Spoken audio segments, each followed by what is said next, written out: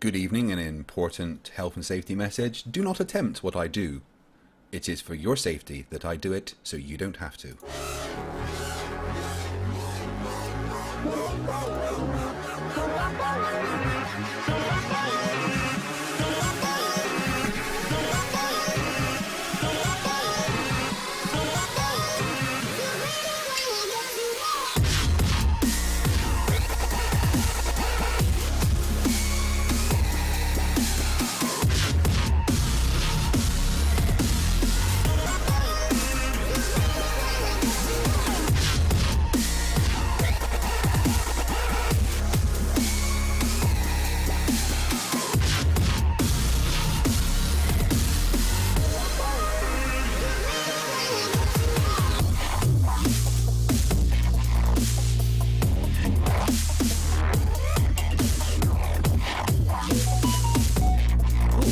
Should probably mute my phone.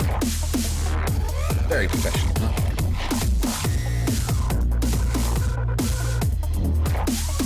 I assume you're all dancing, right? You better be. I'm dancing.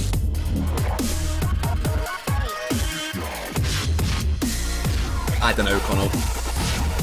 Hate myself, I guess.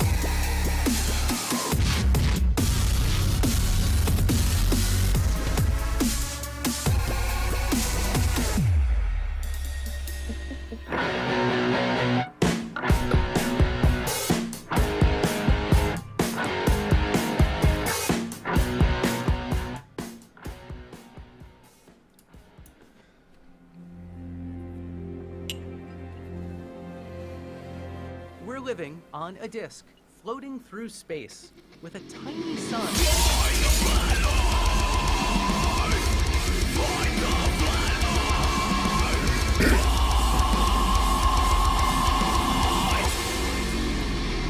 Hey, I'm FTFE, welcome back to the channel that does to stupidity what Scott Schaefer did to established titles. I was this close to doing a sponsorship with them.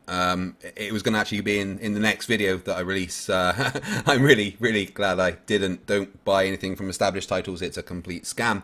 So hello, welcome to FTFE versus an entire Discord server of Flat Earthers, 33 1/3, the final brain cell. I'm really old, that's why I titled it that. So today we're going to pop back into the wonderful Discord server, the Tartaria Cosmology Discord server, and talk to as many Flat Earthers as possible until my brain starts to dribble out of my nose. There is a link to the Discord server pinned in the chat if you would like to go into the Discord server and join in the chat, in the general chat whilst we're all talking in the voice chat. Yeah, so let's do this. Thank you everyone for joining. I see already a couple of hundred. You must enjoy this. Rudolph, I don't know who you are. Apparently Rudolph in the chat has been banned and has had to use a sock. Well, I am sorry. If you're banned, there's probably a reason. But right, let's do this. It's time to go into the Viper's Nest. The one who told me. Hello, Tartaria Cosmology Discord server. How is everybody today? Oh no, he's Pretty here. good. Stop talking bad about him. Sorry. I'm not talking bad about you. What's up, We're Chris? fine. So, Not talking bad about him, just saying who he was. Everyone just like- spoke first. Oh, well, if you're talking bad about me, that I'm used to that. Honestly, I've got about 700 videos on my channel, but there is about 5,000 videos insulting me by Flat Earthers, so it's cool. I'm used to it. Not you. No, we were not talking about you, but welcome. Don't lie. You ain't gotta lie to kick it. Right, so, past couple of times I've been in there, I presented a whole bunch of evidence and people have gone nutter to me. I was wondering if there's any Flat Earthers here with, evidence of the Flat Earth. What, did someone super chat you to say that or something? No, I haven't had any super chats yet. Oh, okay. Continuous drop past the horizon. You can't keep dropping 6,000 miles. Demak, if you're going to attempt to talk, could you please take the mic out of your asshole? You do sound like you're in an underwater tunnel. Oh, just open the door for him. Damn it. Yeah, I'm No one sure can those were words, understand. Demok. I'm sure they were lost 6,000 lovely, miles. articulate words, but unfortunately, your microphone is not working. Unfortunately, you don't comprehend. How many? Right. That's what it sounds like I when you think do that thing. I think it should be a rule that if Demok's here, there also needs to be a translator, because that almost worked last time. Well, nobody understood what he just said, though. Ah, right. I would, but there's I'm it's sorry. a little too belligerent. Too many Well, F words in there. He'll be here chilling. Can you hear me? I didn't say no F words. I said you I'm need to picking on hear. you. Oh, I didn't say any F words. I said you need to have the 6,000 mile drop. You know, when you hover your helicopter past the curve right there, when you say, oh, it's dropping past, stop. Don't come up. Keep dropping, baby boy. Keep going straight down. Have a camera on the bottom. Keep going. What? Anything you got, any object you got, drop it past the curb and let's see it. Just keep dropping. Skim the earth 1 foot. Just keep dropping. You got 6,000 miles of drop you can account for. Where's that at? How come a helicopter can only rise up 12,000 feet? There's no 6,000 mile rise or drop for a helicopter. If you're on a globe and out around you is a sphere of air, a big fucking void of air around the ball, then clearly you should be able to go drop your rock or drop your camera or fly your rocket straight down like kamikaze past the curve. Everything should be able to drop past that curve like a cliff. Like if I hold my hand over the cliff edge of your curve earth and I'm standing on the piece of dirt, I drop edge it, of the curve it earth. keeps falling. Keeps falling, right? Where's that 6,000 mile fall? That's not how any of this works. That's not, you don't know how a beach ball works? You don't know how physics works? I understand physics quite well. That may Well, be no, your I don't issue think that you when do. you and I talk Well, about then physics, maybe you're well, talking then about something demonstrate the different than what I am. drop. Then You know what, demonstrate the 1,000 mile drop. So, Come on, man. Let him 2,000. finish. all right, Demok, a couple of things. Number one, I was asking for When evidence. have you demonstrated a ball? Nope. Okay, I got 2 words in. Wonderful.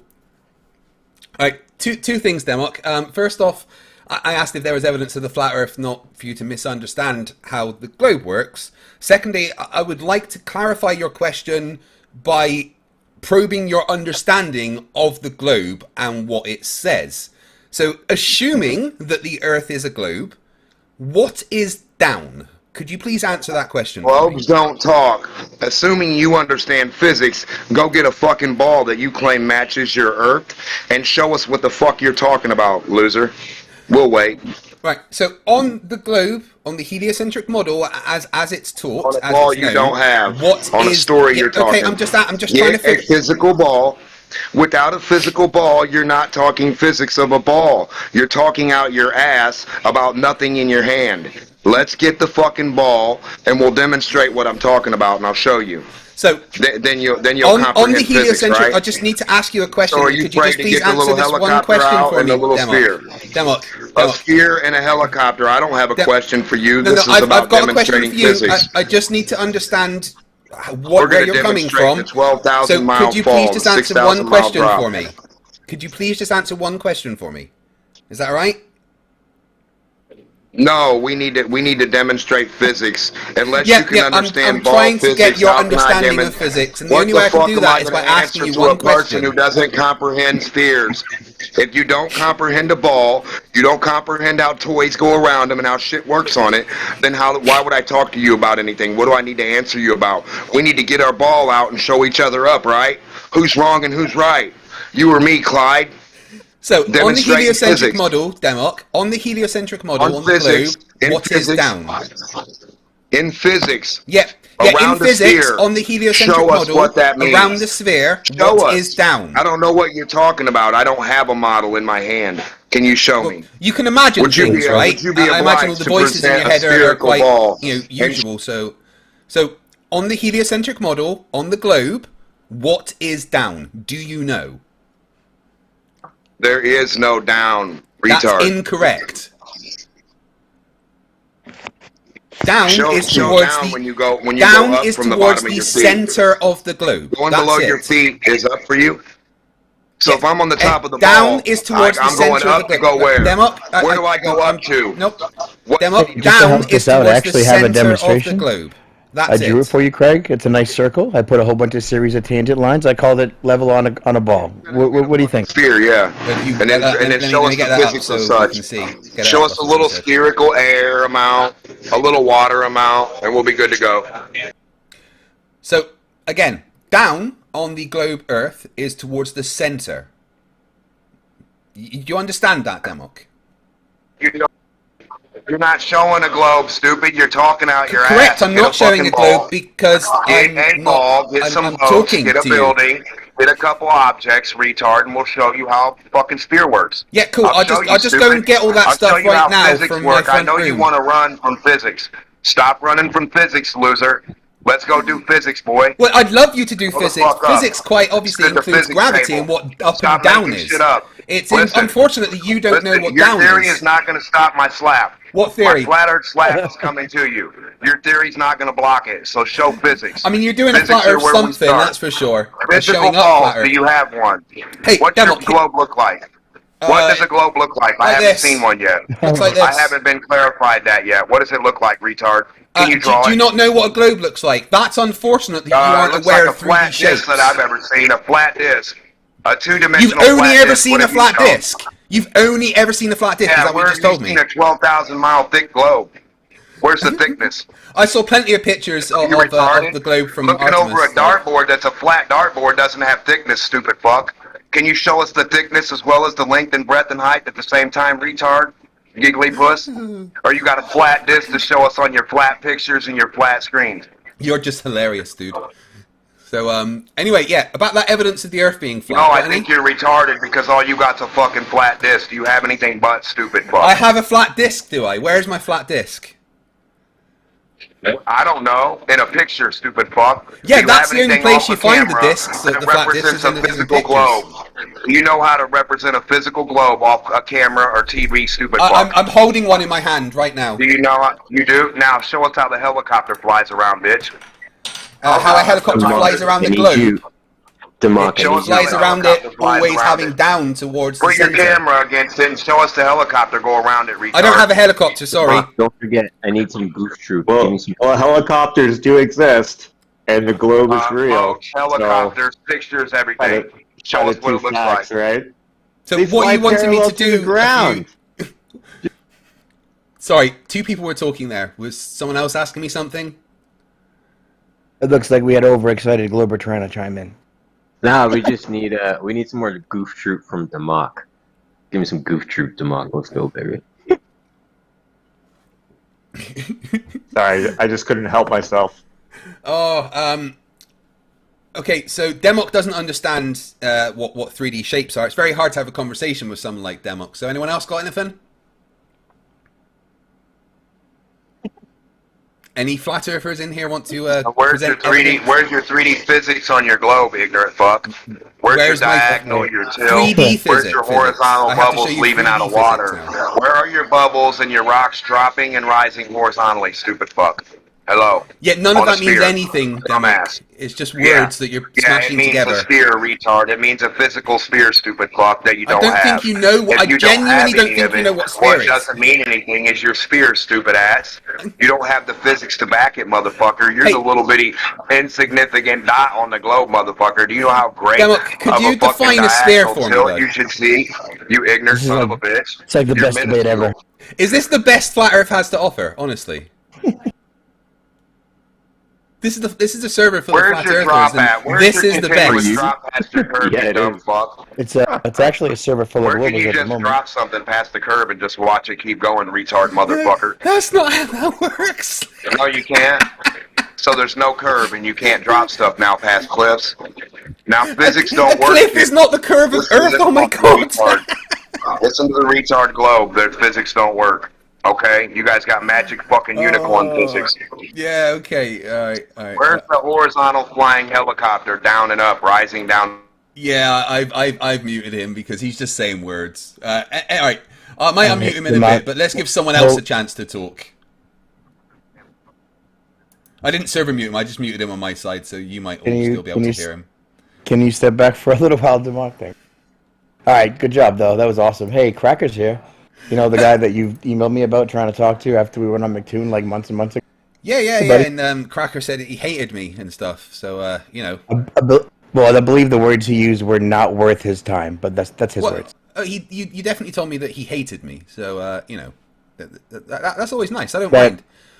My dad always said that, you know, if there isn't people that hate you, you aren't doing your job right. What? Speaking of doing your job right, why is it that you guys fail so hard at bringing flat earthers back to the globe? Well, the playlist of interviews with ex-flat earthers on my channel would disagree with you.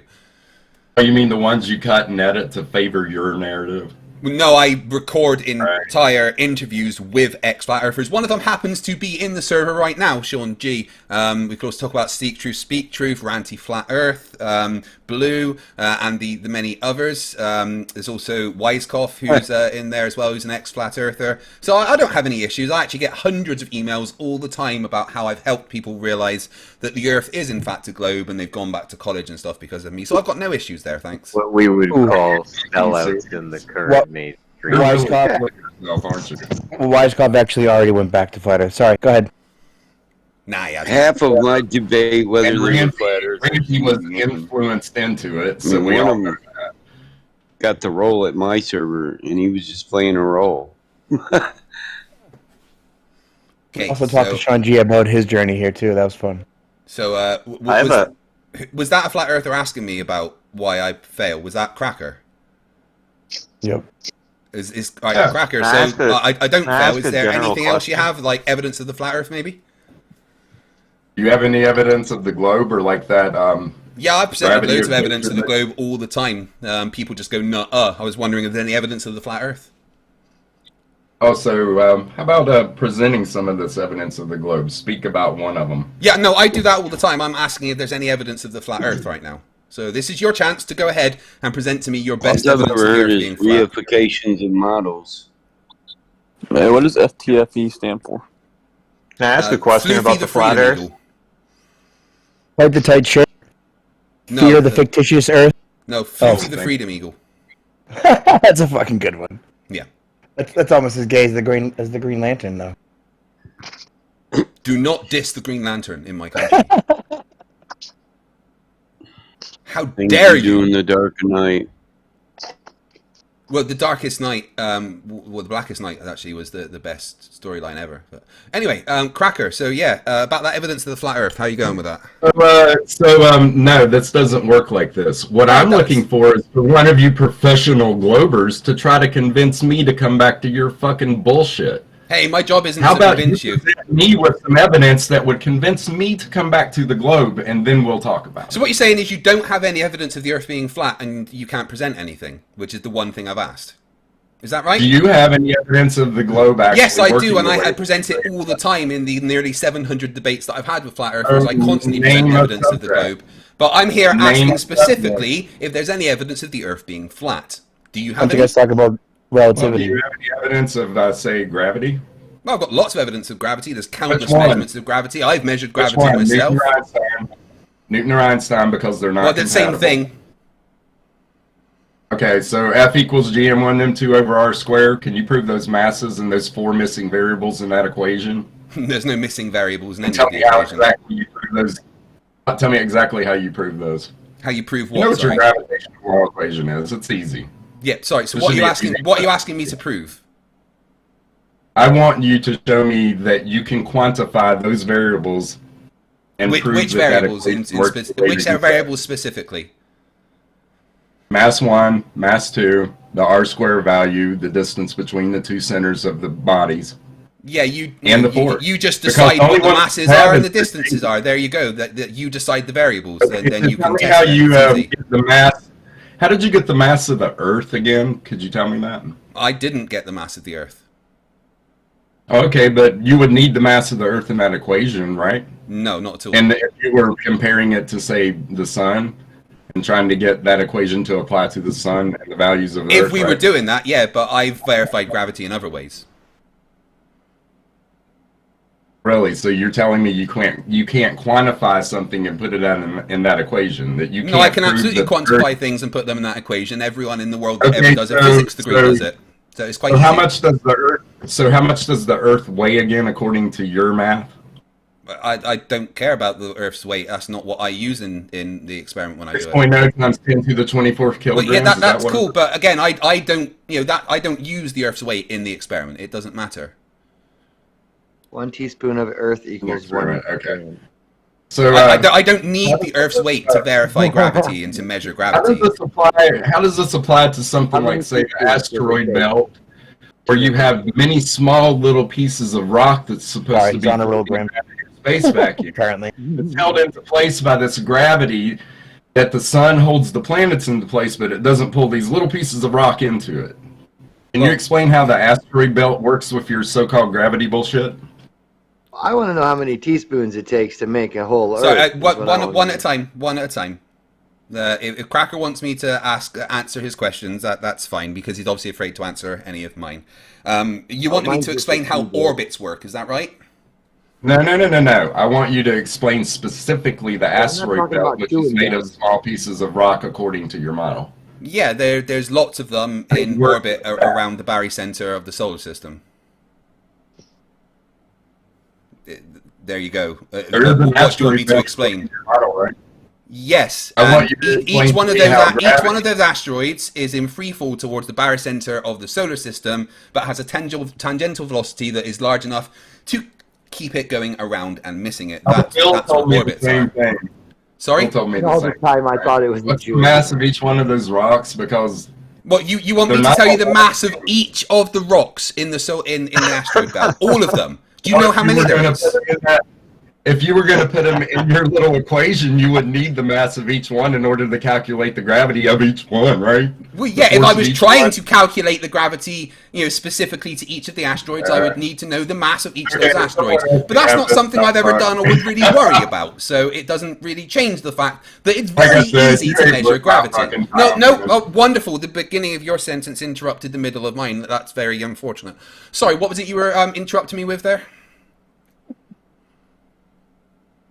I think you just said you're not worth my time about out. But it was tough to hear.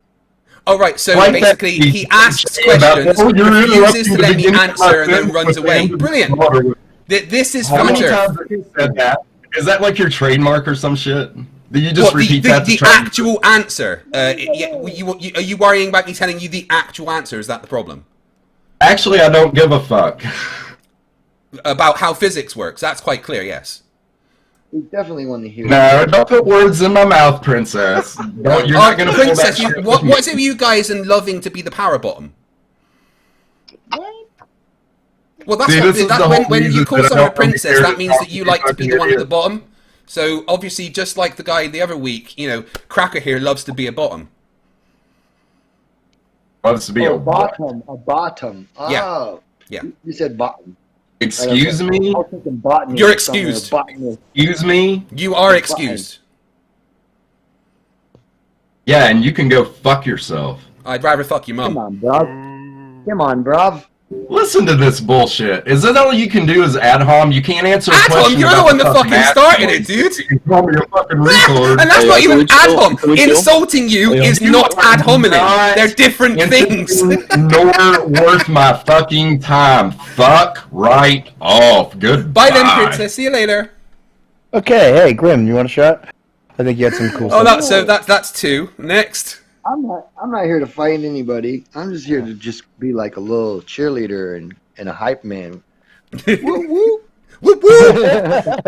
So that's the infamous Cracker, comes in, asks me questions, refuses to let me answer, calls me names, gets upset when I call him a name, and then runs away. I'll go ahead and try to discredit my okay, let's go on. Let's go on. Do you have any other proof that you can present me that you think's going to bring me back to the globe, Mr. Success Story here? How many people have you I've got lots of evidence. I mean, the problem is that, you would never present come back some to the fucking evidence, bitch. Come on, let's see it. How about you present evidence of the Earth being flat? That's why I'm here. No. That's not my purpose. Is that the issue? Do you not You're the person that's supposed to bring all of us retarded flat earthers back to your fucking globe, so get on with it. Show us some shit. It's alright, we don't want you, dude. We don't want you, it's fine. Come on, you fucking coward. Coward? I'm the one here. You're the one that was running away. I'm the world's first flat earther, so Okay, Mr. Smartass. World's greatest liar for that's not something you should be proud of. Evidence that you think you have that you're going to convince me otherwise of all your violations of natural law and all that bullshit that you make up. All your math magic. Tell me something that violates. Tell me something about the globe that violates a natural law. All right. Tell me something about the globe, Cracker, that violates a natural law. Go ahead. Gee, could I make a fucking list? Just one thing. Tell me one thing about the globe that violates a natural law. Go ahead. What's your container that holds the air to the earth again? Well, gravity is a container. The universe also contains the entire... I'm answering. Please don't interrupt me whilst I'm answering you. No, I'm still answering. So, gravity is a container, and also... Okay, you can spend 10 minutes... Once again, I'm in the middle of talking, and you interrupted. Is this all you can do, Cracker, is interrupt me whilst I'm talking? If you're just going to keep talking, I'm just going to talk, all right? One at a time, please. You can wait till he's done, then tell him he's stupid. It's totally fine. He never shuts the fuck up. Hey, Shane, he's saying that I can't shut the fuck up when every time I try to answer, he overtalks me. Are we all hearing this, right? Here we go, 10 more minutes of complaining. Get on with it, bit. Maybe he's having a time dilation thing. Yeah, that's probably what it is. Oh, well, I forgot what the question was. What was the question? Gravity, atmosphere. Oh, yeah, container. So gravity contains the atmosphere, and also all of the pressure in the universe is contained, within the universe. So there's two containers. Pick one. So vacuums don't exist, really? There is no ideal vacuum, no perfect vacuum. That doesn't exist in nature, no. There's no such thing as a perfect vacuum. Just lower pressures. Yeah. Just lower the entire universe is just considered a low pressure system. Now, I mean, we did kind of, and essentially in the beginning, assume epsilon and all kinds of things for... You know what I mean? For vacuum-free space and all of that. Yeah, I mean, there's been lots of assumptions and stuff, but we know a lot more now. But anyway, Cracker. So gravity and the universe both contain. So could you asked me about? I asked you about one. Wait, hold on, Cracker. Hold on. You asked me to. I asked you about something that violates a natural law. So specifically, what violates a natural law and which natural law does it violate? Do you know? Cracker? You don't want to talk anymore? Just say thermodynamics and then run away. I imagine that's what he was going for the second law of thermodynamics, but I would bet money he doesn't know what the second law of thermodynamics is. I was going to ask you, what is your container that keeps the air plastered? You already answered that one. Yeah, I did answer that. So gravity and the universe both contain it. Show me some proof of gravity and explain exactly what the cause and effect relationship is there. I want to hear what causes gravity. The larger mass attracts the lighter mass. Gas is pretty damn light. Well, no, that is gravity. The cause of gravity is the curvature of space-time. That is conjecture. Well, no, that's one idea. Oh, really? So show me the experiment that proves that. That's hilarious. The Edison experiment in 1919, plus science doesn't prove. What was the independent variable in that experiment? The time of year. Oh, really? Yeah.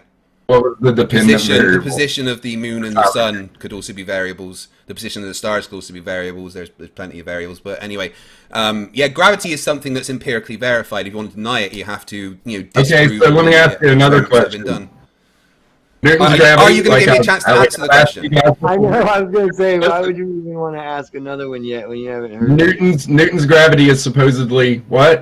What speed does Newton's gravity travel at? Newton didn't say that there was a speed. The maths implied that it would be instantaneous, and that was why it's less accurate than Einstein's relativity explanation. But it was just an assumption.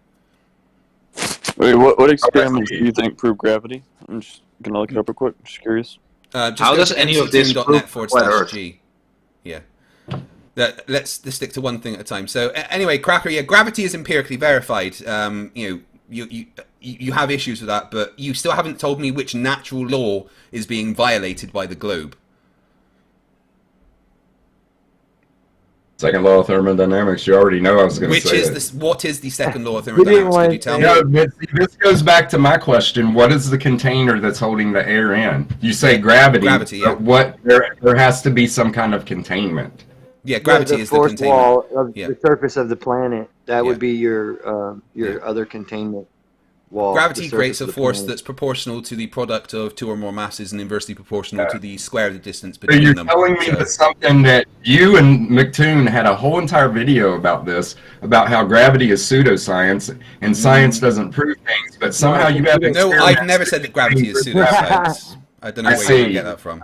Okay, that's all I need to say. But anyway, so you said that it's Wait, hold on. Can I speak now? Can I speak, please? I have to Are you going to run away before I get a chance to respond? Is that what it is? I'm running away or You are, whatever. you're going to run away, aren't you? They all- You're going to run away before I get a chance to respond, aren't you? No, I have to go, shithead. No, I'll be you back say in a that, little but you're bit. running We'll away talk about it before I in- get a chance to respond. Points, and now you conveniently have to leave right after you made your nonsensical point. Yeah, sure, buddy. Okay, you can go fuck yourself if you think I'm lying. I have to. I mean, I go. guarantee that you do not know what the second law of thermodynamics is. Give it a break. I guarantee, Cracker, that you do not know what the second law of thermodynamics is or what it applies to. Nope, he's run away. Cracker ran away. There we go. Make a bunch of claims, say a bunch of nasty stuff, run away like a coward. Yeah. You sound like a coward. Sorry?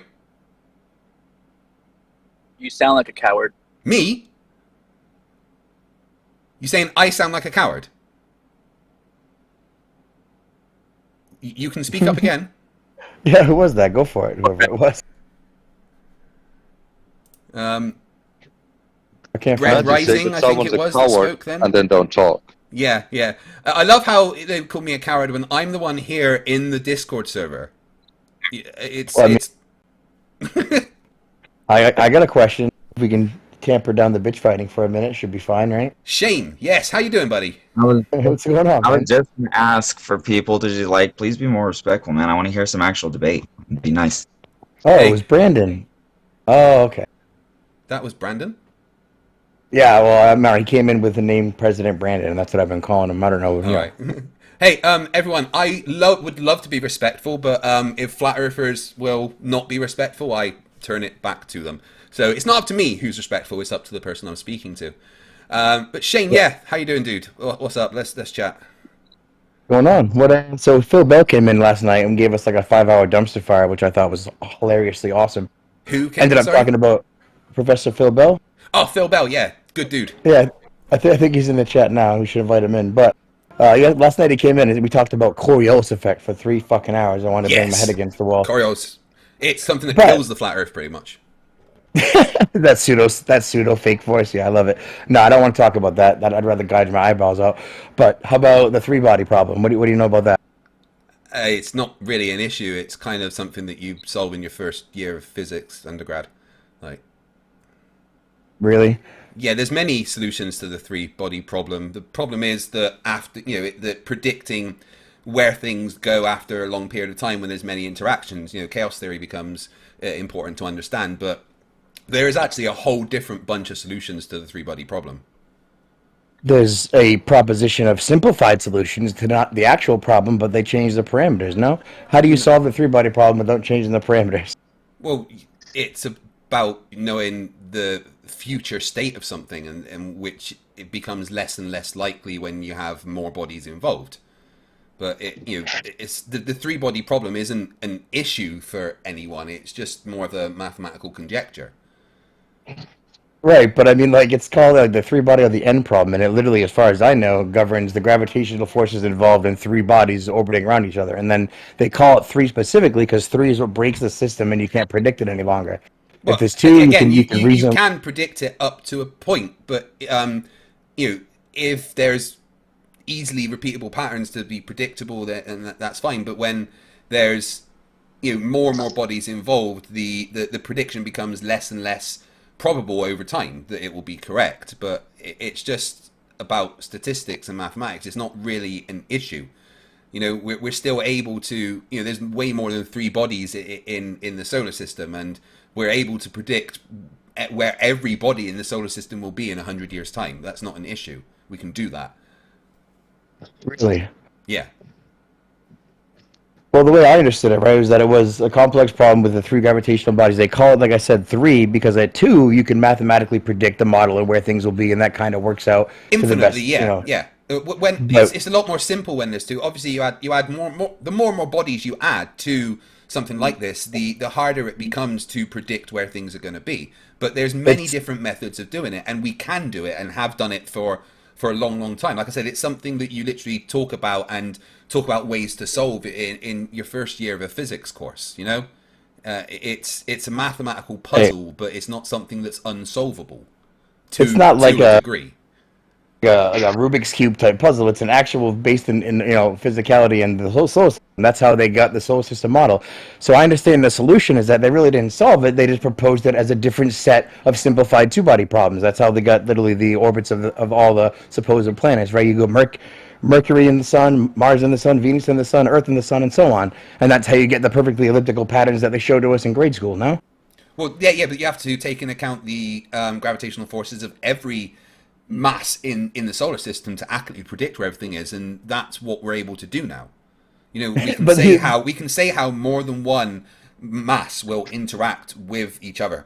Sorry, we can say that how more than two, how more than three. We know how that's going to be. The predictions become more and more difficult down the line, but it's something that there is ways of solving, and it doesn't, even if it's something that's difficult to do, doesn't in any way disprove the solar system. It just means that we may have difficulties in predicting certain patterns, but it's things we have solutions for. Right, but so when you say you can predict it, I mean, it is in the sky and observable. You can observe and record it, and there is a cyclical pattern that you can just record, and then after a point when it repeats, you can say that's a prediction, but it's really not, right? It's just an observation in a cyclical pattern. But when you're applying the mathematics from the gravitational standpoint, and I didn't actually say mathematics, but maybe it came out mathematics. That's really what I call it. All this mathematics. Mathemagic. But the thing is, you can apply the mathematics and it works to more than two bodies. Can you shut up? Now, I'd like to hear the rest of what Shane has to have. You keep incessantly interrupting him, but he's very patient. He finished. To say what you want to think. No, you've done it several times. Anybody I didn't interrupt him. Yes, you did. Yes, you did. Die right now. Please just let Shane finish. Whoa, Fox. It's actually been a very cordial conversation. Yeah, I thought we were having a back and forward, not interrupting. I thought we were just having a genuine back and forward. Okay, Fox, so you're screaming, dude. You're just making it work. Okay, listen, yeah, you did interrupt him to talk about the word mathemagic, and then he corrected it, and then you took that as opportunity to start talking. So Shane, finish your point. Yeah. I mean, that was just a bit joking. I'm, again, I've not. Shane was still in the middle of his point, though. That's the guy's point. Right. Sorry, Shane. I apologize.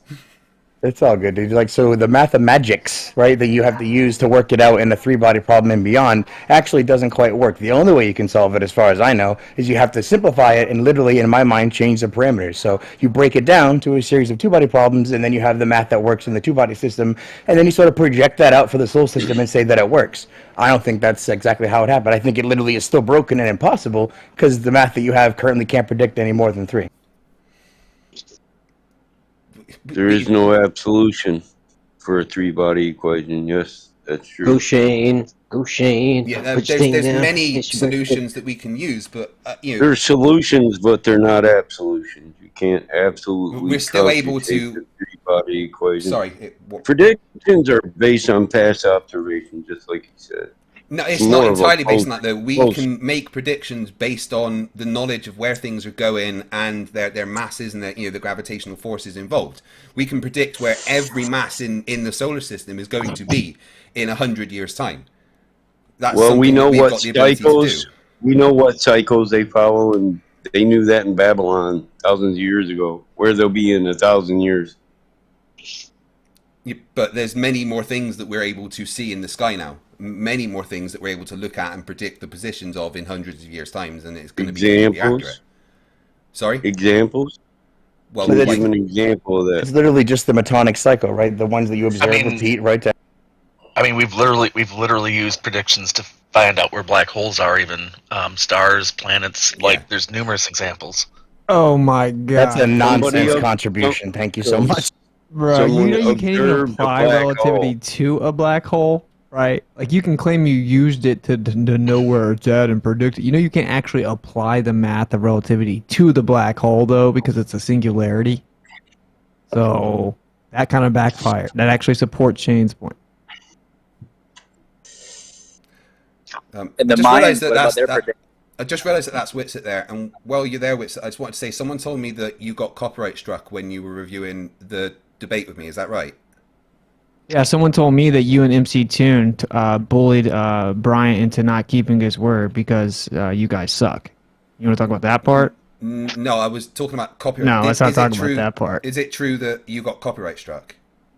Yeah, is it true that you and MC Toon told Bryant that no flat earther should ever make any money and you should not pay him and you can't agree to this contract that says that the debate should be fair? I said that I don't pay flat earthers to debate on my channel. That's all I said. No, you guys told him not to pay me any money and not to agree to the contract that said the debate would be fair.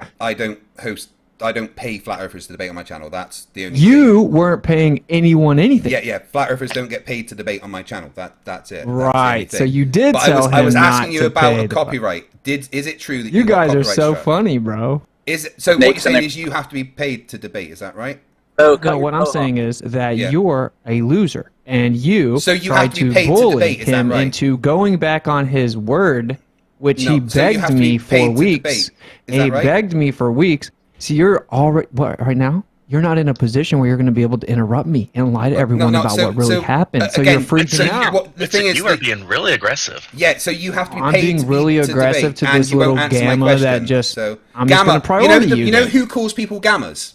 You know who calls people gammas? All right, now here we go. I was in the middle of talking. So, so the point is that the dude reached out to me many nonsense. times and asked me to debate. Okay, Yeah. And I So didn't want to do it if you because get I paid, didn't want to go on your channel and give you the biggest video that you would have ever had. Is it true that you only get paid Wouldn't if you even would have been debate? close. You only get debate on my channel. You get paid. Is that right?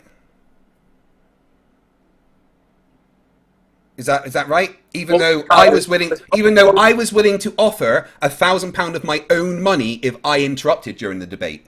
But no, you need to be actually paid to debate. Is that right? That's what I thought. Do you get paid? So I think that we're really taking this to a place where it doesn't need to be. Yeah, no, I was actually going. The only thing I wanted to say to Witsit is that if he got copyright struck, I don't know who did it. I didn't do it, and I wanted to assure him of that. And I wanted to say, if it was anyone that was anything to do with me, I'm sorry that this video got copyright struck because that's something that I don't agree with that no one should do. That was the only thing. But Witsit had to decide to be all aggressive and worry about getting paid for a debate.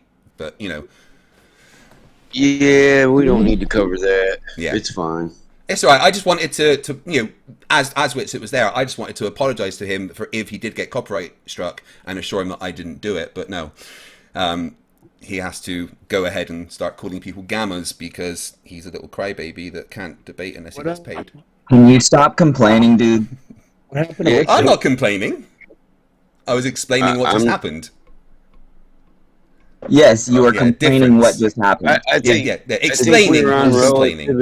But look, we're past that now, so I think we were on relativity. No, Widget's not in the. I don't see him in the voice chat anymore, bro. Try and figure out if someone muted him. Not I. Interesting.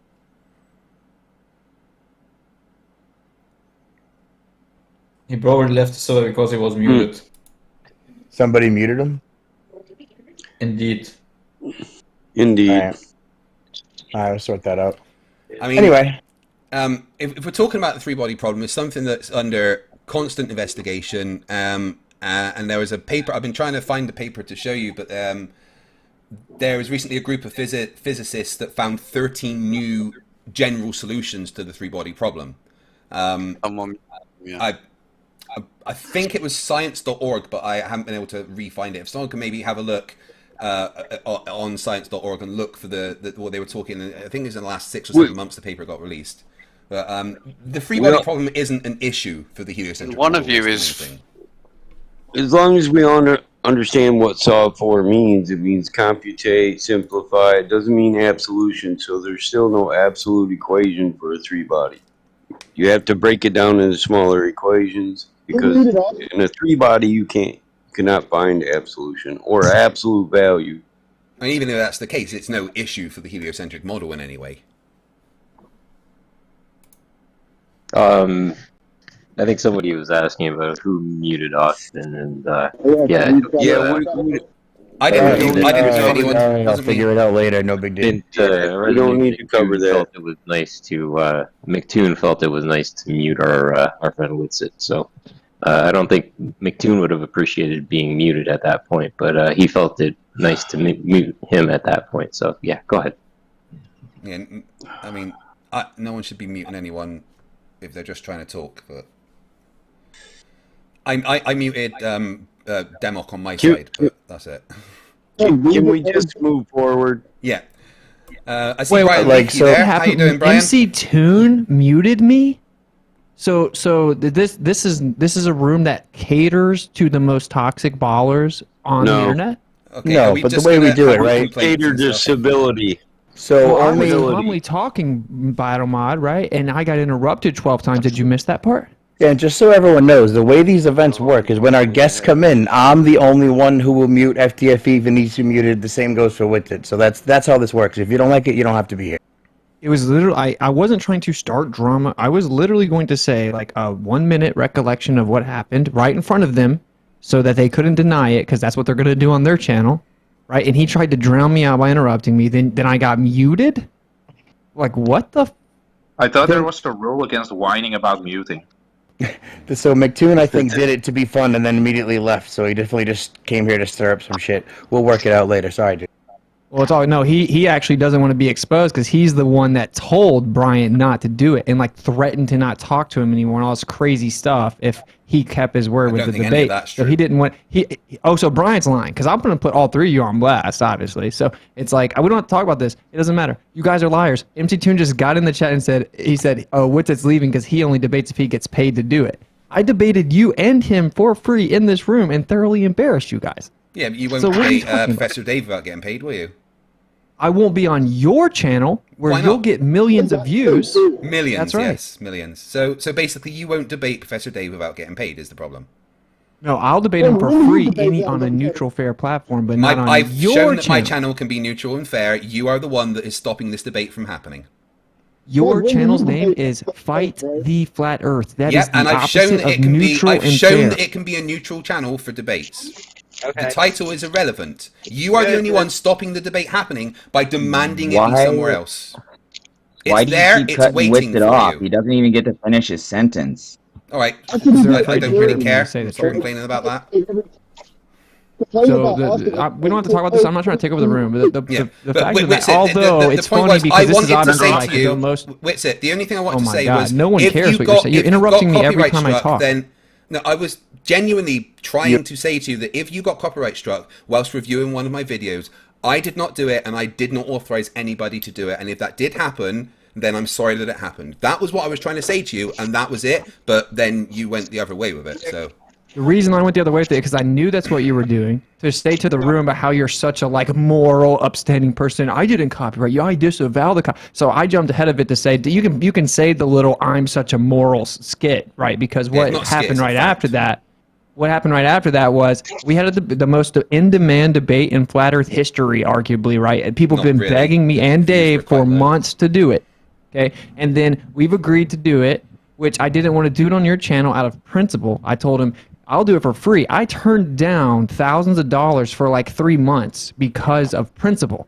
And you guys are running around the internet saying that I'm only doing it if I get paid and all this. No, I just don't want to debate on your stupid, toxic, anti-flat Earth channel. I said I'll debate him on a fair channel. My channel will count. I've shown absolutely 100% that my channel can be fair for debates, especially when I'm not moderating. I'm sorry. Someone else keeps interrupting, and you know it's very hard to have a conversation when that happens.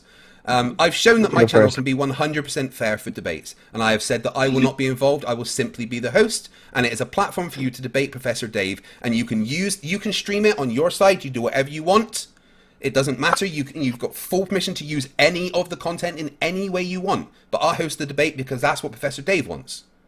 Actually, so they see how I didn't interrupt you, and you're going to still interrupt me because I'm going to tell the truth. Okay, so actually, I talked to Professor Dave. He said he doesn't care if it's on your channel. He said he'll debate me somewhere else. He said he doesn't care at all about your channel. You emailed me and said, Professor Dave will only debate you if it's on my channel. That's what he said. But then I went and talked to him myself, and he didn't say that. You lied. You just wanted on your channel. He would not debate you on Modern Day Debates, and he would do it on my channel. But he said he would do it on another channel. He doesn't care about your channel. Well, you just wanted on your channel, so you lied and said that he would only debate you. You lied. Okay. No, I've got the emails that say that, so I haven't lied. Okay, post them right now. Publicly post them. No, I'm not going to post emails between me and Professor Dave. Yeah, see, you're lying. So I'll post the DMs. That's the difference in you and me. And I'm not trying to take over the room, but this is obviously pretty important. I think any flat earther knows that me debating Professor Dave is important. The debate is there. Every time I talk, you interrupt me.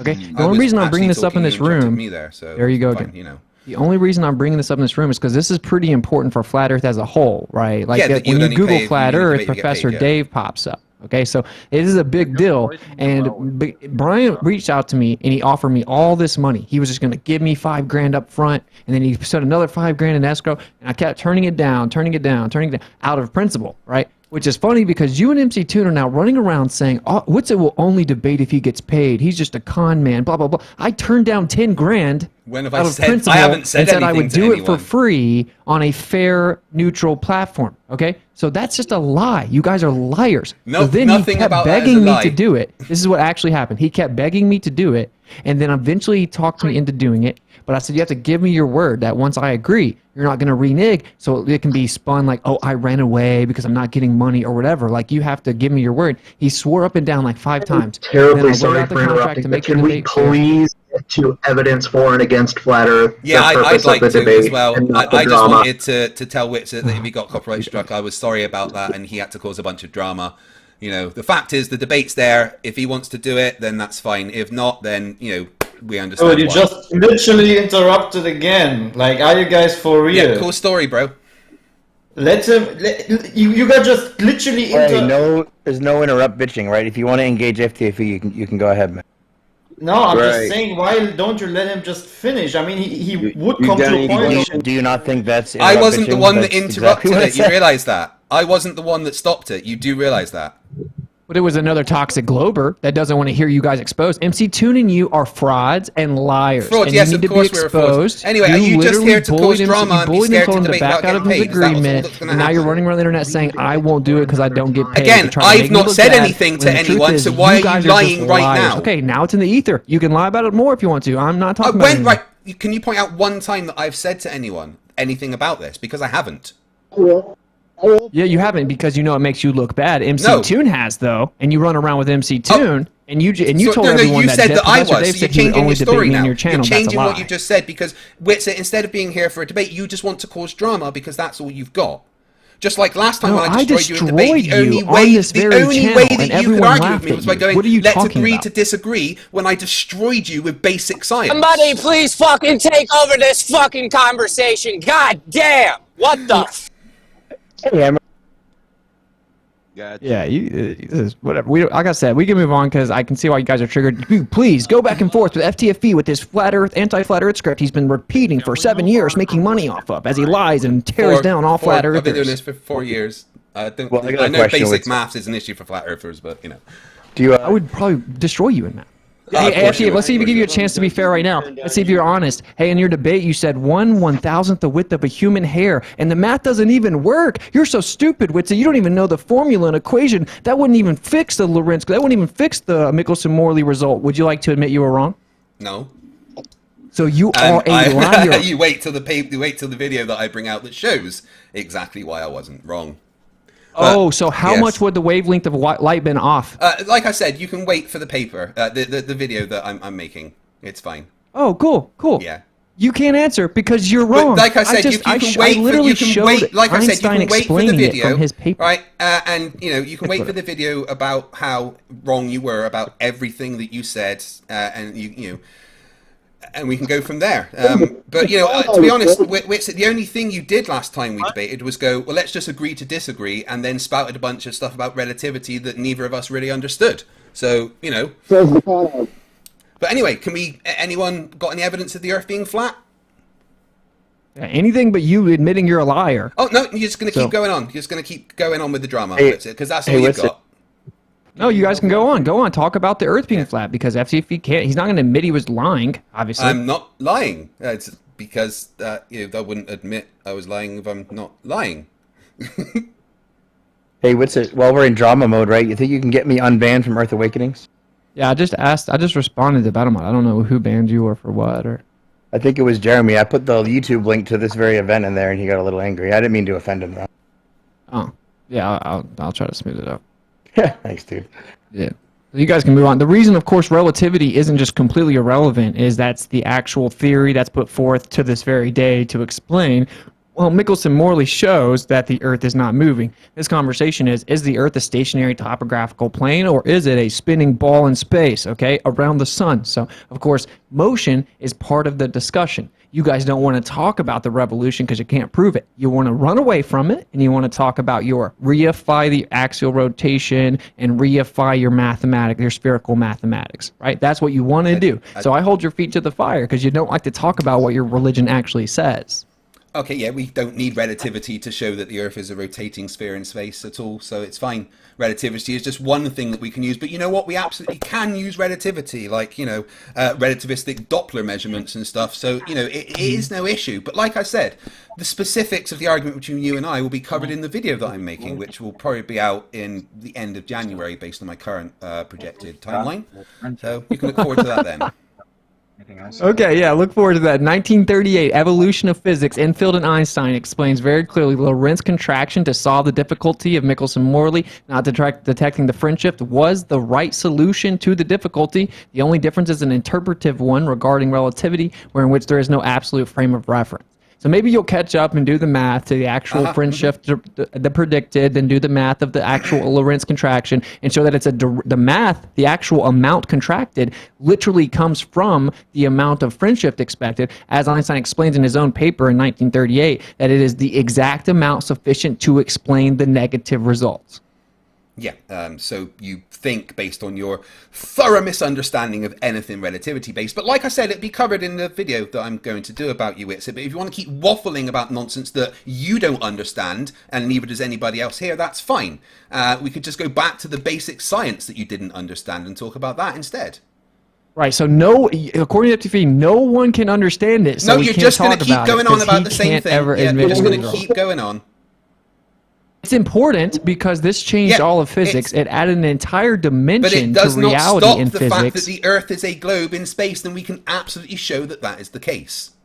Hey, how come that if I use an interferometer... I have no idea what you're saying, Brian. Your microphone is awful.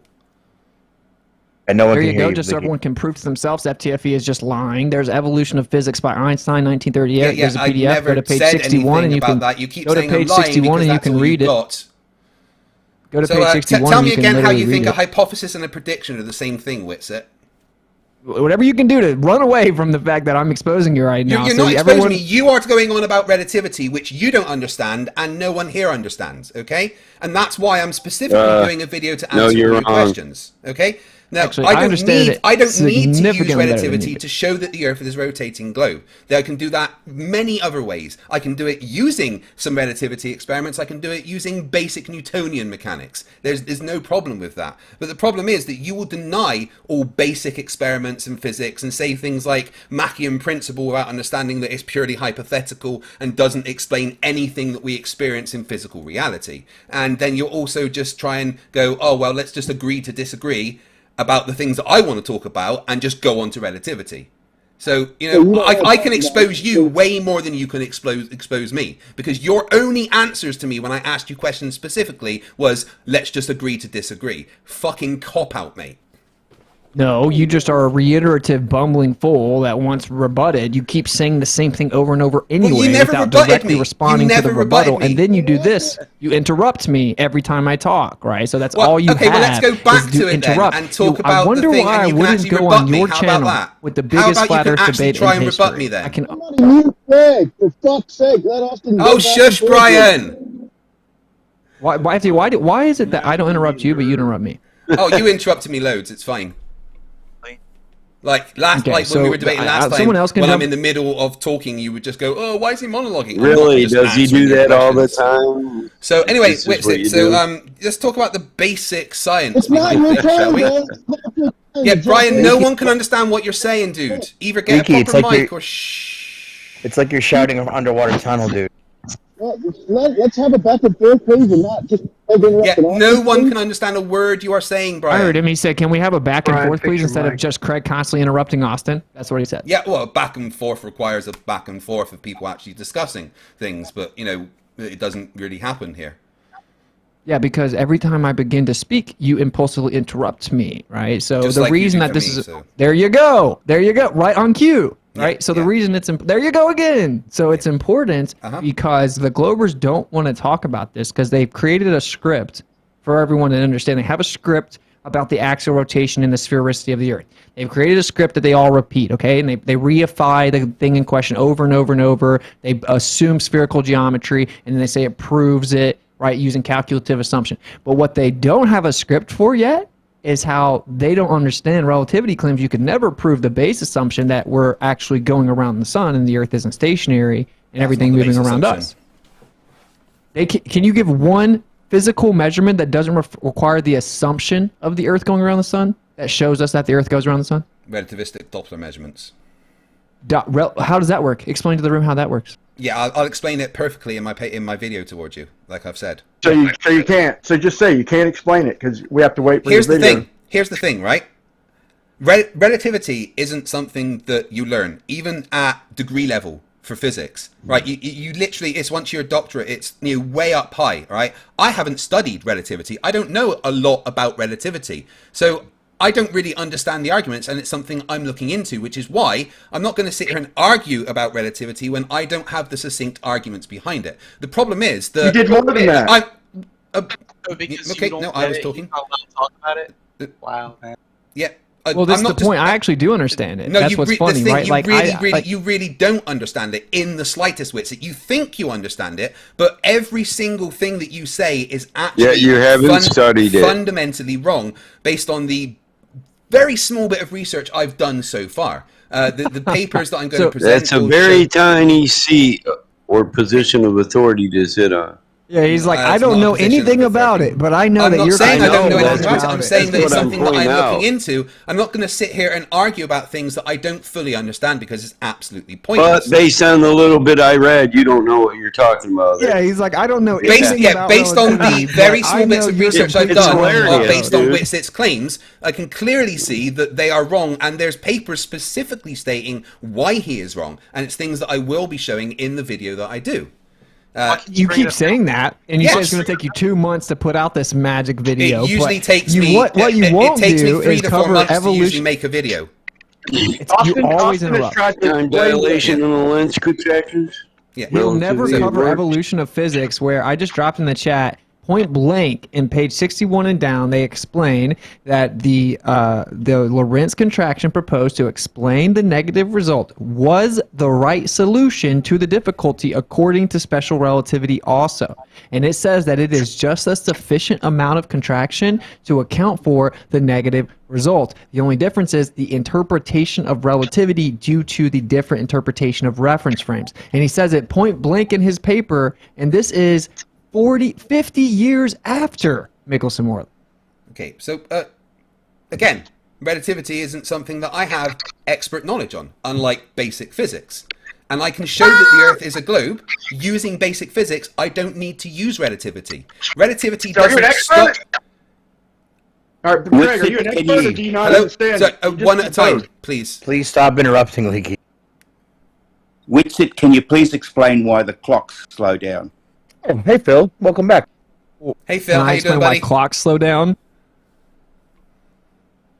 You mean why the oscillation rate of a cesium atom changes in motion? Is that what? Why does it change? Is that what you meant to say? Why does it change compared to the speed that you do, and why is it predictable? You'll have to watch this video in mid-January. Yeah, you'll have to wait till the end of January. I'm going to post a video about it. Phil, you claim to know why what does you're on the about right oscillation now. rate of a presupposed cesium atom change? Right. When you say a clock slows down, what you mean to say is the oscillation rate of a cesium atom. Yeah, and that's equated by at rest and in movement. So one's in movement and one's at rest. My point was simply, I'm not trying to interrupt. My point was simply that Craig just said he didn't understand, and then said he's an expert. No, Which is it, Craig? I never said I was an expert in relativity, not once. Maybe you got hearing issues, not sure. Well, maybe Dr. Phil can help you out here, or Professor Yeah, Phil. Dr. Phil is definitely an do expert you in relativity understand? and is someone that I'm going to be referring to quite a lot in my video. Good, then shut up. Cool. So, Let's get under time dilation. But real fast though, Professor Phil, do you agree that special relativity, according to Einstein and evolution and physics, also takes the Lorentz contraction as the explanation for the negative result, and the only difference is that it's not the etheric explanation, it is a difference in reference frames? Yeah, see, the ball is... So Wixit, your assertion was that for some reason, for some unknown reason, we can't determine that the Earth is going around the sun because of special relativity, because of time dilation. Just said no answer the question. Actually, this is about length contraction. Michelson-Morley had a negative result based on the assumed orbit of the Earth around the sun. There was supposed to be a fringe shift. It wasn't detected. And according to Einstein in 1938, he said that the Lorentz contraction solution to that difficulty that perplexed physicists was the right one. And it says that, that the apparatus contracted just the sufficient amount to explain the negative result. The only difference is that... What? Nonsense. That So was Einstein's wrong. that was certainly proposed, but it turned out to be false. So Einstein was wrong in 1938? I don't know precisely what Einstein said, but I can tell you what the others said. What it was others? totally, it was wrong. Okay. What others? Like Michelson-Morley. Okay, Michelson didn't have anything to do with length contraction. So you have no idea Lorentz. what you're talking about. I'm telling you that they used Lorentz was supposed to be the explanation. The Lorentz contraction. The Lorentz contraction was supposed to be the reason why the experiment failed. Okay, so Michelson didn't say anything about that. Okay, so a couple. First of all, length contraction was first proposed in 1887, the same year as Michelson-Morley, and then in 1889, Lorentz took the math, and then he went further on to explain how he thought the ether was contracting the apparatus, and that's why it didn't detect the Earth's orbit around the sun. And then after that, that led Einstein into special relativity, according to his speech in Tokyo or whatever. And then Kyoto. Why don't you do something very simple? Okay, the formula. No, what do you mean it failed, bro? What do you mean it failed?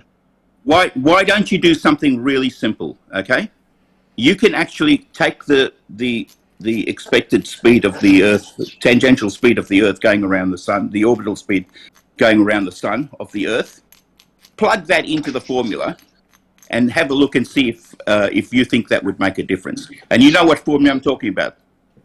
No, dude, well, you got to explain what you just said that it failed. How did it fail, Phil? Sorry, Austin. The experiment failed to detect the ether. Okay, so actually it wasn't even, I have a letter from Edward Morley explaining it had nothing to do with detecting the ether. It was to try to determine the velocity of light in different directions and determine if it was constant or not. So they assumed both the ether and the motion of the Earth, hence the title of the paper, The Relative Motion of Earth and the Luminiferous Ether. And they were actually trying to see if the velocity of light was the same in all directions. You know nothing about this. I know a lot more than you do about this, okay? Oh, now, okay, basis assertion. Now, so what proved 67,000 miles I don't have a lot of time, so please let him do this. What is it you're trying to say? Okay, Phil, go ahead. Okay, this is the point, right? So it's actually where he specifies it the most precisely is in Relativity, Special and General Theory, that was published in 1920, and Einstein explains on page like 61. So I got the papers mixed up. Page 61. And he explains, so the question whether or not the motion of the Earth in space can be made perceptible in terrestrial experiments, we've already remarked that all attempts of this nature led to a negative result, and before the theory of relativity was put forward, it was difficult to become reconciled to this negative result. He then goes on to explain that Lorentz and Fitzgerald came up with an explanation for the negative result because it perplexed all of physicists. And he said that the apparatus contracted. I've got to go. Yeah, run away. So you see it now, Professor. Wait, and he said he's going to be citing him in his video.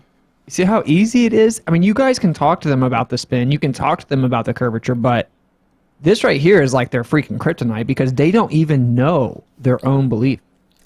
Well, you say that we don't know it, but you don't know it every either. glober that That's I the talk to in here constantly misrepresents Actually, we don't need to use relativity to show that the Earth is a rotating globe. It's simple. Demonstrating. He's I'm talking demonstrating. over him, man. Sorry, I was saying something and then other people started talking. So if the Earth is moving 186,000, I mean, if light's moving at 186,000 miles a second, and the Earth's supposedly moving 67,000 miles an hour, then just a simple way to do it is to convert the freaking light, to time the light. Okay, that's what the genius of what Michelson did. He come up with an interferometer and used a time for light and then you just use the length of the arms. And then break it down from the time of the light to the 67,000 miles an hour, and it'll come pretty close to the calculation you came up with, just doing approximations. So well, yeah, you get interference. Austin's absolutely right. FTFE, watch this. Okay, this is from his paper called Relativity. This is written by Einstein. Okay, and now what you said, your whole argument, because Debunk Flat Earth gave it to you, is like, that's only, I did the math, that's only 1/5000th the width of a human hair. That wouldn't even help you out. You're such a dumbass, blah, blah, blah. Okay, well, here's Einstein explaining, although the estimated difference between these two times is exceedingly small, you mean like the 1/5000th number you keep saying? Exceedingly small, Michelson and Morley performed an experiment involving interference in which this difference should have been clearly detectable, but the experiment gave a negative result, a fact very perplexing to physicists.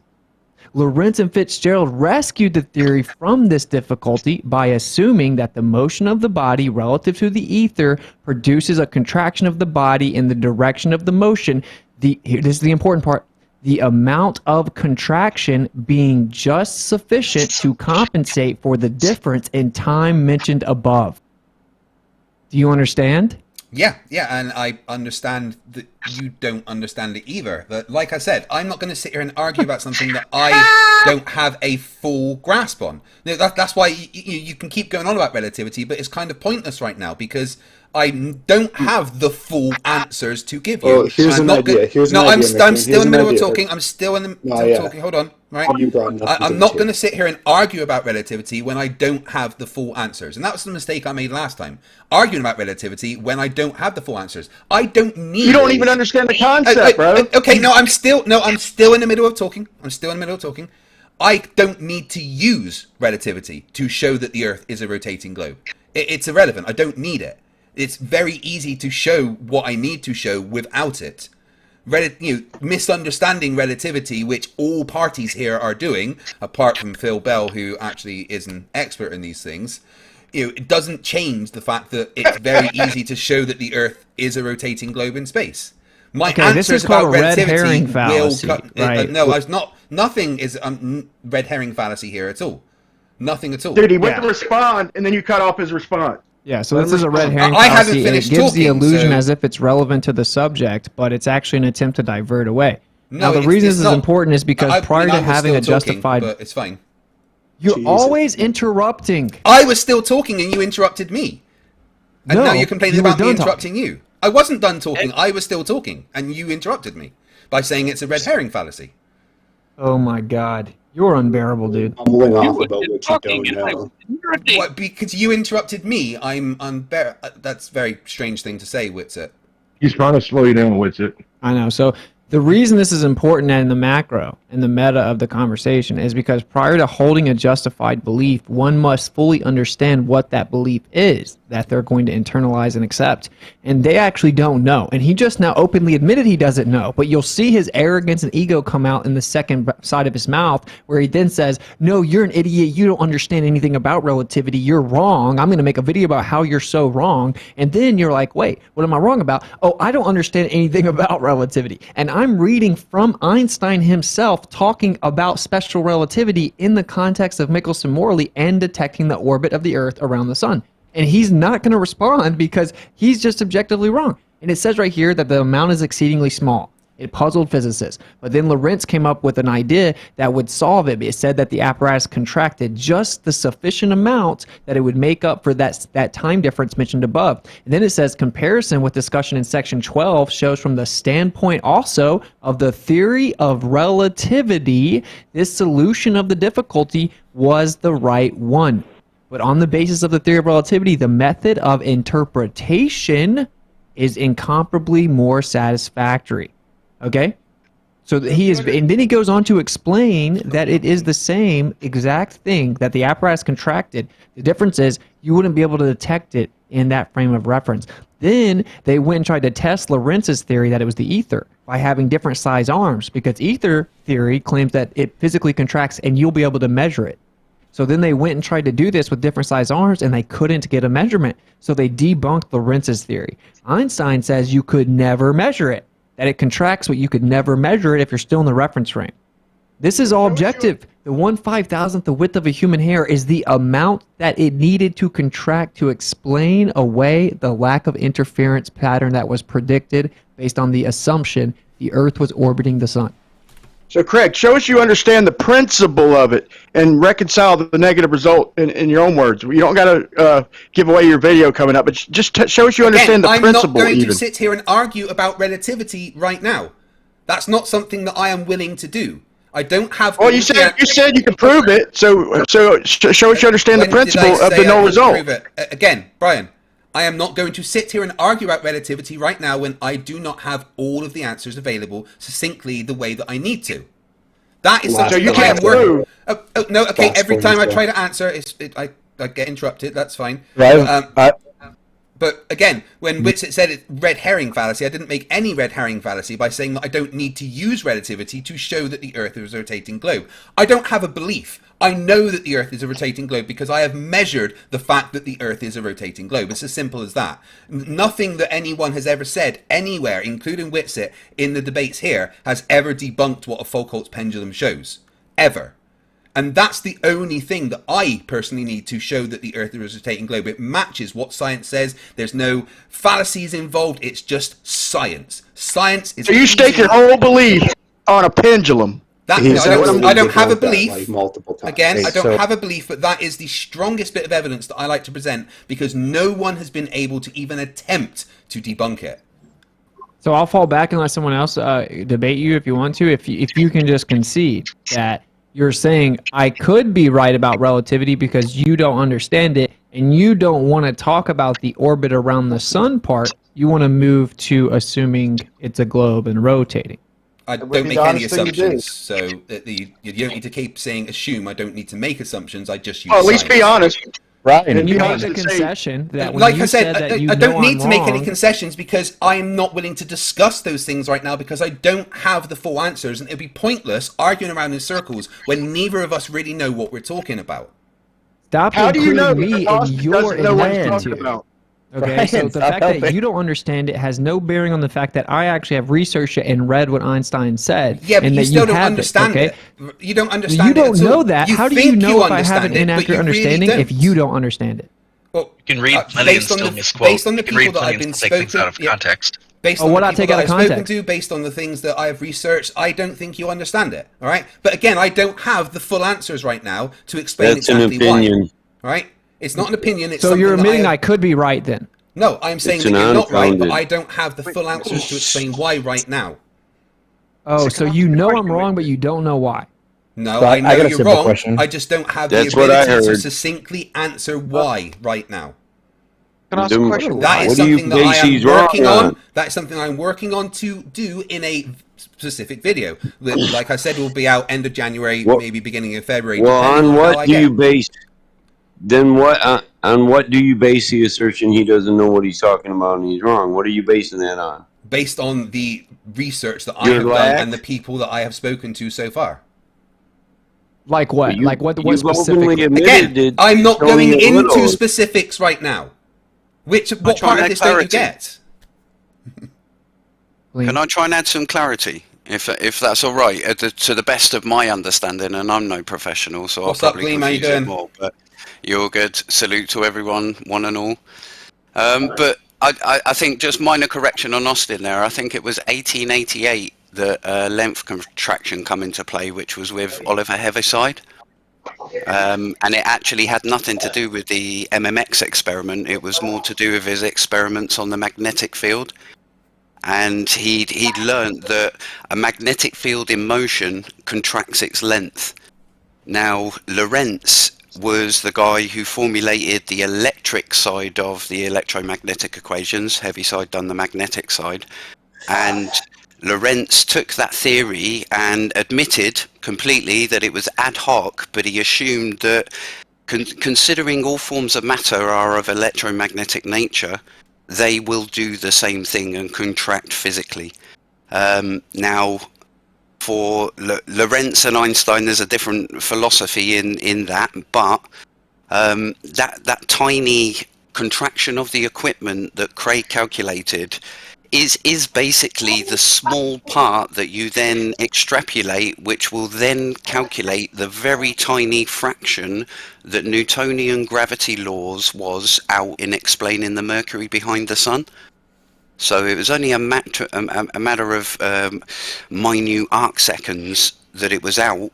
However, because of this contraction and time dilation, that is what reconciled the whole theory and basically proved it when obviously Eddington done his so to say peer review.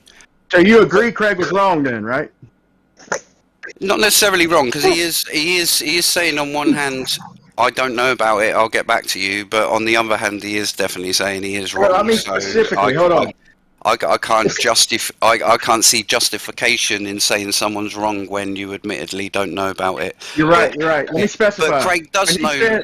Craig does know some basics. So But my point is that I will get back to you when I know more. Let me get specific here.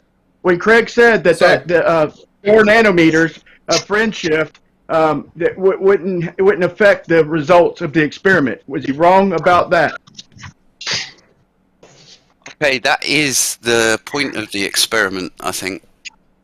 Not necessarily wrong about that, but more to say that wrong to assume that minute difference doesn't mean anything, because that minute difference was the actual crossover of that Mercury around the sun. In my understanding, I've made. There you go, Craig. This is a little different. Just so you know, Gleam, I've recently found new information that even Oliver Heaviside isn't actually the one that came up with it. That's what I'm saying. So it's actually 87. This guy came up with it. Oliver Heaviside apparently took that math, and then Lorentz actually actually gives credit to the person that came up with the math in 87. So I can give you that. I just found that out a couple weeks ago. Do, because I would love to be corrected. I try to feel smart there, Witsit, but if you can cite it, then I'll update my system, sir. Yeah. I mean, it was pretty interesting. It doesn't really change much, but it's interesting if you want to. But as it pertains to, I just read it, right? I just read Relativity from Einstein. He explains that it's an exceedingly small amount, although the estimated difference between these two times is exceedingly small. Michelson and Morley performed an experiment involving interference, which this difference should have been clearly detectable. But the experiment gave a negative result, a very perplexing fact to physicists. Lorentz and Fitzgerald rescued the theory from the difficulty by assuming that the motion of the body relative to the ether produces a contraction of the body in the direction of motion, the amount of contraction being just sufficient to compensate for the difference in the time mentioned above. Okay, just sufficient, meaning just the right amount, just sufficient contraction to compensate for the time mentioned above. What was the time mentioned above? Let's come right back up here. The time mentioned above is an exceedingly small amounts between. So, and he explains it all, right? Exactly that. Yep, no, it's exactly that. I mean, there are particular papers I've read about Newtonian being able to recover that small amount, because it is such a small amount. Because we've updated our information now. Obviously, Newton didn't have that information back in the days. So, yeah, I mean. But we can all agree there was a null result, though. With Michelson and Morley, yeah. I mean, they classified it as no result, and since then it's got even smaller.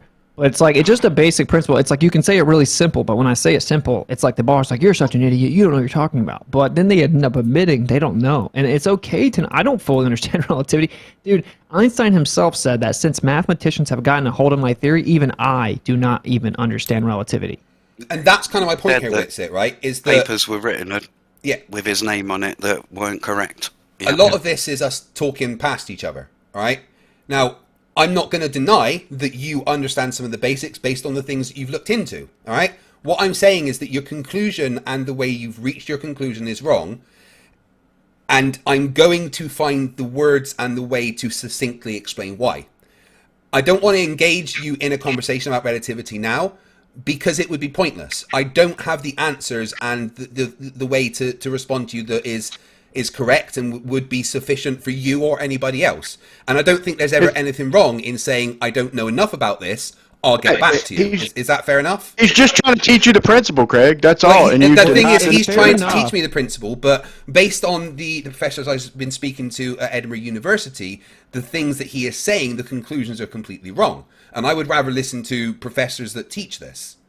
You know? No, okay, so it's fair enough to say until you then jump in and say a contradictory thing, which is I'm wrong, right? And this is the same question I asked you in the debate, which is to the question whether or not the motion of the Earth can be made detectable or perceptible in terrestrial experiments. We have already remarked in Section 5 that all attempts of this nature have resulted in a negative result. Prior to the theory of relativity being put forward, it was difficult to become reconciled with this result. So he's saying that the theory of relativity reconciled the negative results in an attempt to detect the motion of the Earth. So I asked you, then what if you're saying that it has nothing to do with length contraction and that he didn't say the apparatus contracted, then what is Einstein talking about when he says that relativity reconciled the negative results? And again, this is things that I will get back to you on because I don't want to give an answer now that is incorrect in any way. All right, and can you take that from me? Can you take that as not a concession, but me willing to admit that I don't know anything about relativity, and I want to get back to you about that? Is that fair enough? Yeah, but just stop saying I'm wrong then. Okay, right. The reason that I'm saying I know you're wrong is because I have professors from Edinburgh University telling me you are wrong. You're just saying that, and then when I ask specifically what am I wrong about that they said, you won't say anything because you're just because I don't have the specific knowledge to be able to tell you exactly why you're wrong. But the people I'm talking to are trying to teach this to me. Do you not see why it's kind of frustrating for me, right? Well, not really. Reading Einstein to the whole room. I'm reading him say that there was an exceedingly small difference. There was an exceedingly small difference expected. And it's super small, exceedingly small. But Michelson came up with an ingenious way to detect it using interference, and it would be decisive. And then we got a negative result. This fact was very perplexing to all of us physicists. We did not expect to get that negative result, okay? So then Lorentz and Fitzgerald came in and fixed the problem for us. And then he says, special relativity says that their solution, what they came in and proposed to fix the problem, was the right one. According to relativity, it's just different in interpretation. So he says it point blank, and I read it to the room, and you're still saying I'm wrong. That's why it's frustrating. Again, I'm saying your conclusions are wrong, Witsit. I'm not saying that the things you're reading are wrong, or the way that you're reading them are wrong, or who you're saying said them is wrong. But what I'm saying is, based on the people that I have spoken to and my current limited knowledge, admittedly limited knowledge of relativity, says that your conclusions are wrong. And again, I don't have the right words to tell you exactly why, right? But I am working on it, and I want to do it right. I want to be able to do it right so that maybe this can be a conversation that we could continue when I have the right tools to do it. But there's no point sitting here with you going around in circles about relativity when neither of us have the proper knowledge to make this discussion work. Right? I know 100 times more about this than you, and you want to keep bundling me in with your ignorance, and it's just a tactic now you're interrupting me. No, because you totally strawmanned me there. You totally strawmanned me there. You totally strawmanned me there, right?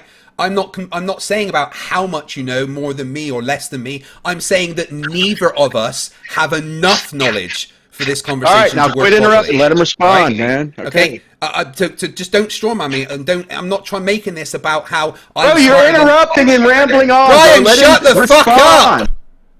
Oh, you're mad when he interrupts you, but then you monologue uninterrupted for 2 minutes, and I go to respond. I get 4 words in. Yeah, because you strawmanned me, and I just want you to make. I want to make sure that you understand where I'm coming from. You're gaslighting me, and you're basically trying to convince the audience that actually I'm just stupid, idiot, Flerf that doesn't understand anything about relativity, and I'm completely wrong about all of it. You need that narrative because that's what you love to do. You love to gaslight me and lie about me and claim I'm stupid. But the truth is that what I'm saying is objective. You just now tried some other sophistry where you're saying, oh, my conclusion is wrong. My conclusion is that relativity said that the apparatus contracted, and that's why we didn't detect the fringe shift based on the prediction of orbital trajectory. Are we just going to keep going round and round and round when I've already said that I will get back to you? On Einstein's own Seriously, are we just going to keep going round in circles when I've already said I will get back to you?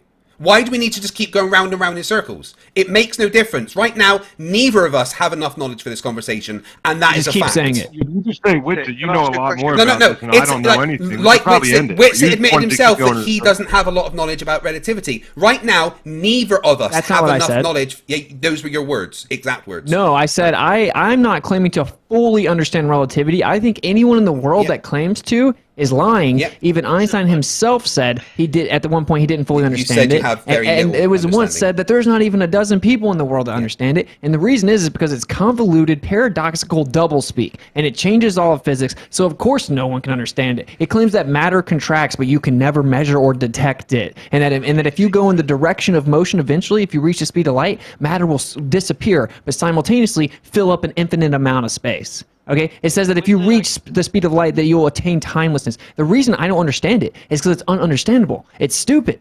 Okay, so don't try to change that to the fact that you don't even know what it says. Okay, again, ask your question. I will come back to this when both of us have enough knowledge for the conversation. Right now, neither of us do. Simple as that. I got a question for Witsit.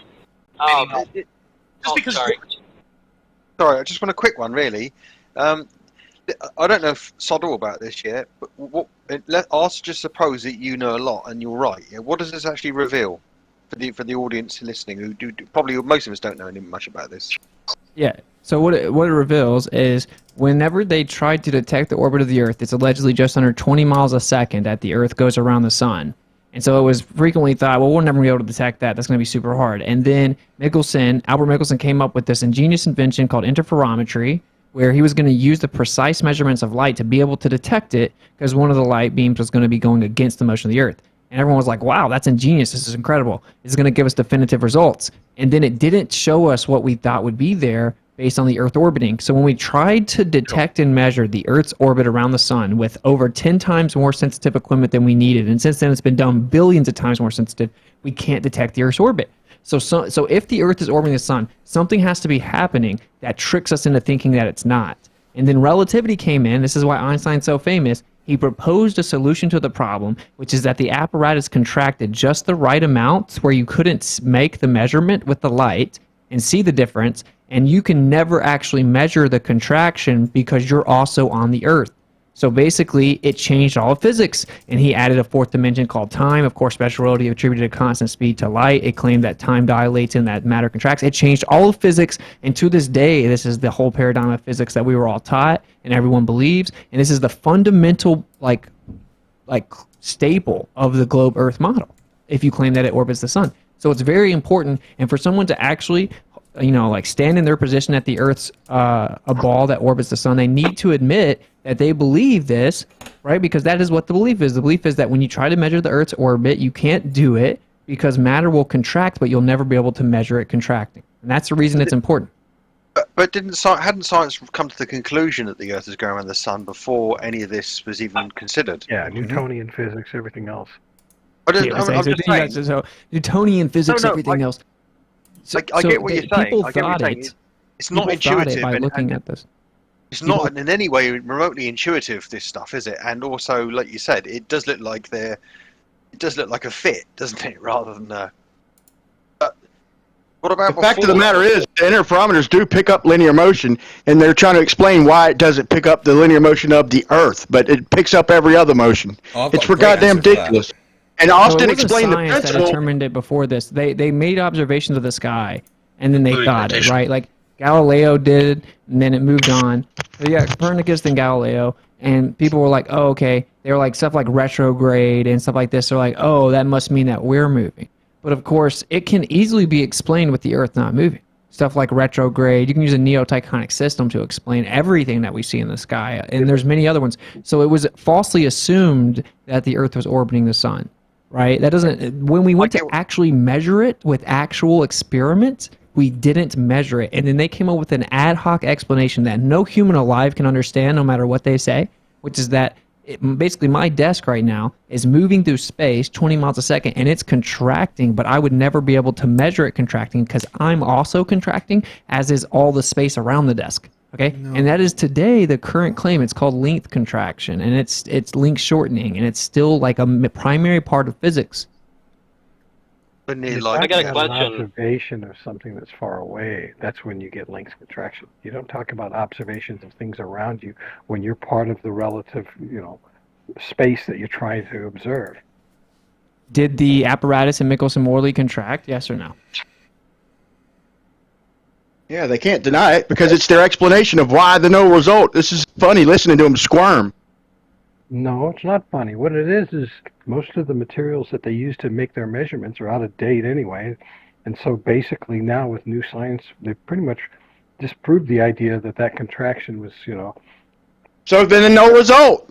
Dude, I think I have to make a... They did. You just made that up, okay? Since then, we have billions of times more sensitive equipment that has done the same experiment, and we get the same null result. Okay, to this day, length contraction is part of relativity and all of physics, and that apparatus in Michelson-Morley, which again has been done with billions of times more precision, must be slightly contracting inside of our reference frame, which is why we can't detect the Earth's orbit. If you don't take that position, then you're saying, oh, we got a measurement of stationariness. If I could just ask you, because I've obviously never heard before, but what are your qualifications to be an authority on all this? I just want to know. That's called a credentials fallacy. It's called reading. You guys don't know how to read. Obviously studied it. It's called a credentials fallacy. The idea that if someone doesn't have the proper credentials, then their argument must be wrong. Nikola Tesla dropped out of college. So what was Nikola Tesla's qualifications to talk about electricity? Needs the Einstein apologist role, I think. Hold on, I'll be right back. I mean, Tesla didn't think electrons existed, so... I'd say his credentials already studied the shit out of it. I'd say they're a mathematical placeholder. That's what he said, right? Not that it didn't exist. It's that a convention that is used in mathematics. Isn't that what you use it for? They actually call it basically like an ether unit or a condensate, and that 1,000 corpuscles of ether would equate to what we call an electron. He doesn't know what he's talking about. But basically, they try to act like they're smarter regarding electricity than Nikola Tesla. But then Einstein, who didn't invent anything, and then just added a whole dimension that can't be proven, and then claimed that time slows down and that matter contracts, but you could never measure it and tell that it contracted. He's a genius, and he's been proven, even though his theory says, you could never prove me right. That's why he has the quote right here that Gleam just posted, the struggle so violent in the early days of science between the views of Ptolemy and Copernicus, meaning geocentrism and heliocentrism, would then be quite meaningless. Either coordinate system could be used with equal justification. The two sentences, the sun is at rest and the earth moves, or the sun moves and the earth is at rest, would simply mean two different conventions concerning two different coordinate systems. And this is in 1938 that he said that. Is the sun an absolute? Is light an absolute reference frame? Okay, so according to relativity, there is no such thing as an absolute frame of reference. But simultaneously, this is one of the million things they do that's doublespeak. They claim that light is absolute in all reference frames, so that it can be treated absolute as a standard of measurement, so that we can measure other things against it. And so all things are relative to the standard of comparison or measurement of the speed of light being constant and absolute. So they claim that the speed of light is not an absolute frame of reference, but it is absolute in all reference frames. That's what relativity says. Okay, thanks for that. Yeah. I know you guys made your little videos about how stupid I am, because once again, you don't know what I'm saying. No, I just asked you for a specific voice clip, and you gave me exactly what I wanted, so thank you.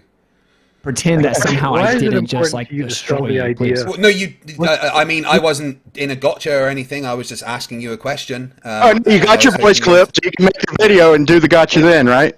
Yeah, and make sure you put the whole thing I said in the video.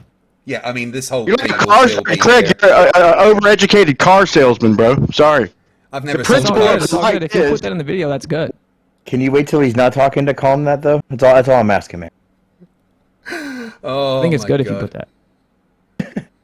Yeah, do you see the different, like, it's technically there are no frames of reference that are absolute according to relativity. That's actually like one of the base postulates of relativity, which is That like is right. everything is relative. That's the difference between Einstein's theory and Lorentz's theory and Poincaré's. I mean, like, Correct. what it comes down to for me, right, is how do you falsify relativity?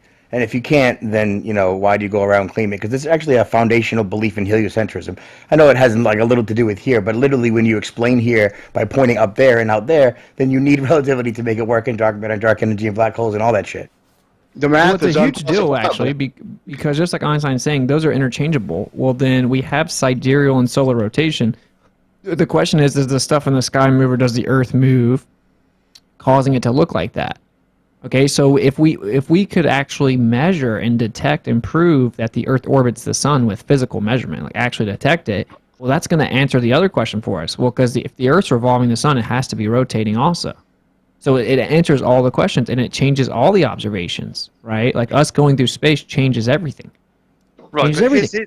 here's the thing that gets me, yeah, right, is that if you're right, okay, if this is right and the Earth is stationary and everything in the sky is engineered, and so, or at least it's augmented to look like it, the simplest conclusion you come to is the geometric, the model they give you, yeah, because that aligns with what we see. No. So it does align to what we see. That's why astronomy draws the conclusion it does. No, everything that astronomy does, everything that NASA does, it treats the Earth geocentric. Like all of it. It all uses geocentric coordinate systems. And then the apologist argument is, well, we're on the Earth, so yeah, we use it from a Earth-centric coordinate system. So like everything that we do, we have to, we make, like, dude, literally you can go read NASA's own website. The way that they make eclipse predictions is they use geocentric coordinate systems, geocentric declination readings, and then they transformed them into a heliocentric like paradigm. Oh, and don't forget the assumptions according this place when they do tests with flight models and so forth. What they take into assumption, you know, about the ground, that it's flat and non-rotating. You can physically demonstrate everything you need to with a little cup of water. Have the cup of water represent your boat, your plane, your train, your automobile, and move it around the ball accordingly, and we'll see how the physics react to the liquid, right? Are you afraid of physics, Nicktoon? Let's see how the cup of water goes around the sphere and how you have to tilt it accordingly, right? You don't drop it down like you think you are when you see half of the cup. Why do you always call him Nicktoon? Because he's Mick Walt Disney. No. Mick Walt Disney cartoons. He has a cartoon 2D disc globe. He can't show us the real physical, 3D Wear globe. glasses. Is that what it is? Do you have the 3D globe rendering and how your helicopter flies around it without tilting, stupid ass? Fucktard. This is FTFE, not. No, I don't give a fuck what clown I see cocksucker Great it Angelo is. says that I talked over him. If that's the They're case, I both twin apologize. retards. Let's not interrupt Enoch. He's laying down some facts here, guys. Apparently, Great Angelo wanted to say something. Both me and Witsit spoke over him. I apologize if I did that. If you've got something to say, please add it to the conversation. Hey, man. Yeah, the only question I've been bothered with this entire afternoon is that Witsit keeps insisting that we're going to find some way to demonstrate that the Earth is going around the sun, and we have to do it from the perspective of being here on the Earth. And I just don't understand why we have to go along with, relativity to do that when there were so many other ways that you can do that from being on the Earth using just basic, classical physics. You can use all of which have been mathematics, the seasons, the actual movement of the sun across the sky itself is enough to figure out that it's definitely not moving around us. And I just don't understand why that's so important for him to hang on to one issue instead of expanding his horizons. Why do you say such ridiculous Did you just say seasons?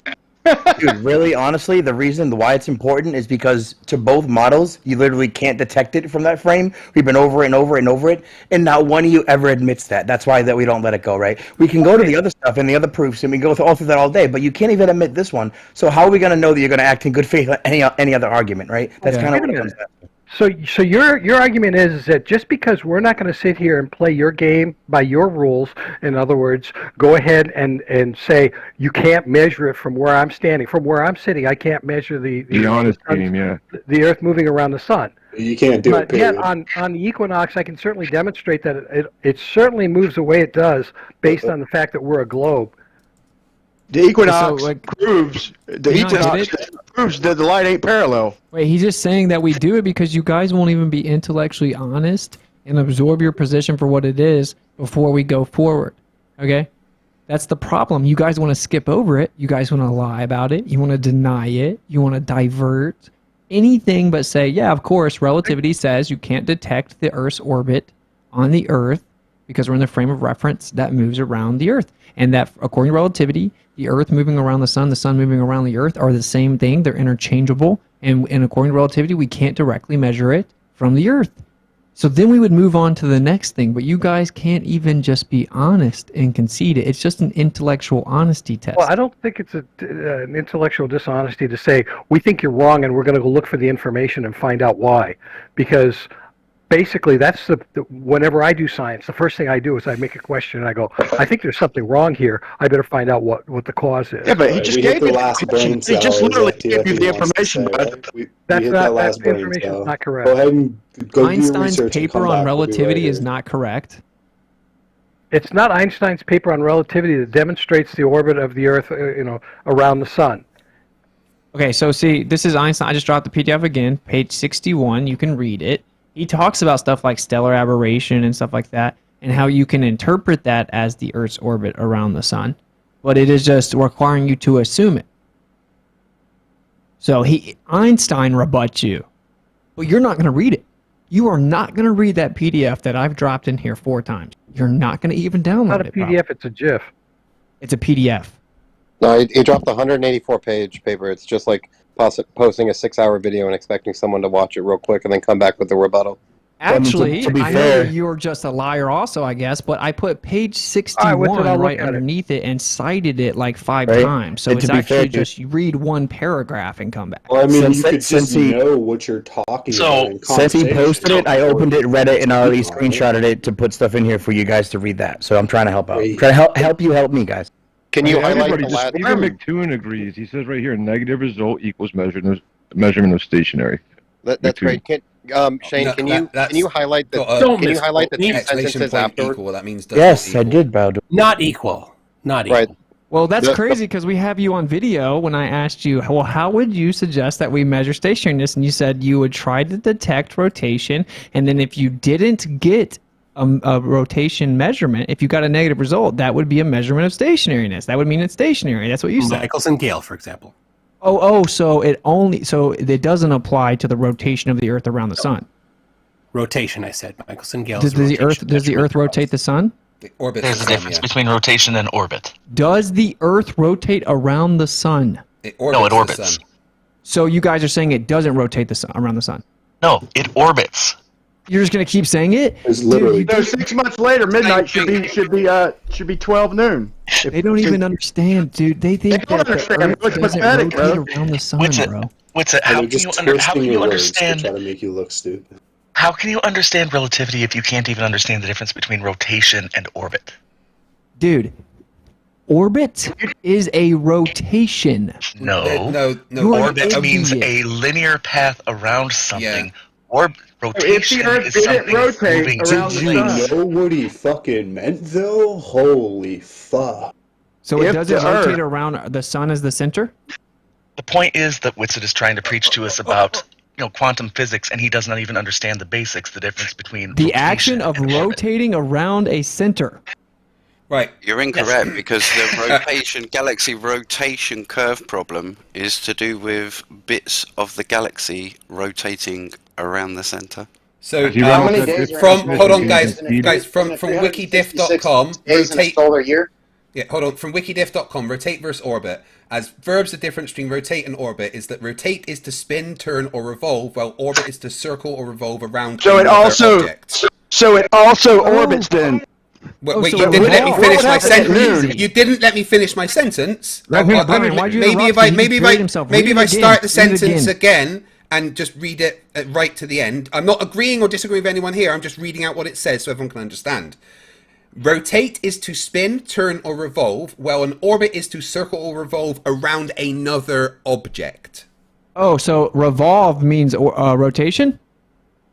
Orbit is to revolve around another object. They are synonymous. Come on, they're synonymous. Yeah, it's so stupid. Again, I'm not arguing. I'm not arguing for or obviously. against anything. I'm just telling you what it says. All right. Well, you emphasized the end as if it was a refutation. Good try, though. But anyway, it's obvious that it's claimed to rotate around the sun in the center, right? It revolves around the sun. They say the Earth revolves around the sun. It actually says it's an elliptical orbit. It's not just linear, by the way. Whoever said that stupid comment. So it doesn't. This is the point, right? You guys are being sophists because McToon said that a negative result doesn't equal stationariness, and then we're like, wait, well then how would you get a measurement of stationariness? You said, oh, try to detect rotation and then get a negative result, and that would be a measurement of stationariness. So he contradicts himself blatantly, and you guys then come in to defend it, and then try to say that orbit isn't a rotation. There you go. Putting words in my mouth. Witsit, you clearly just had the difference explained to you. Right, Michelson-Morley was not set up. You have a problem. Michelson-Morley was not set up. Michelson-Morley was not set up to detect the rotation of the Earth. That's not what his goal was. No shit, bro. You're 2 days late, bro. We're talking about the rotation around the sun.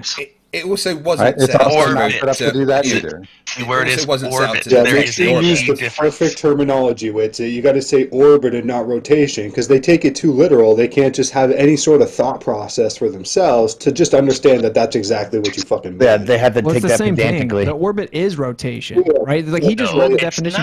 Okay, well, look. Hey, Connell, since you're so smart, can you answer my question? Okay, does the Earth revolve around the sun? Yes or no? Yes, in a linear path, it does revolve, but a rotation is not a revolution. It's a linear path, so it's not elliptical? It is moving in a singular direction. It's similar to a vehicle running around a racetrack. So it's now not elliptical. Splitting hairs. So it's not elliptical? Now who's splitting hairs? Someone pick up his eviscerated body because he... Come on. Let me just end this. This is a bit of a silly nonsense about words, okay? Right. The Earth does not the Earth does not rotate. Hold on, right, guys, please. The Earth does not rotate around the sun. It orbits or revolves. A rotation is not a revolution. Witsit right when he says the Earth revolves around the sun. He's wrong when it says it rotates around the sun. There's a difference between. So when I cite NASA saying the Earth rotates around the sun, you'll all admit you're wrong, or are you going to say NASA's wrong? Well, NASA would be using the wrong word in that case. I have a question. That's just what the words mean. That's all. Only if you stop screaming to everyone that you have a question. Can you ask a question without doing that, please? Yeah, sure, man. I just want to ask, how would you explain... So we all would agree that in the heliocentric model, the Earth spins, right? It's rotating, right? Yes, a rotation means specifically around an axis. Yeah, listen. If the Earth is rotating in the heliocentric model, and it orbits the sun, okay, to use your specification of the word, it is still rotating while it's orbiting the sun, right? No. It's revolving when it orbits the sun. Rotation means specifically around its own axis. Dude. If it doesn't rotate, what will noon be 6 months later if it doesn't rotate?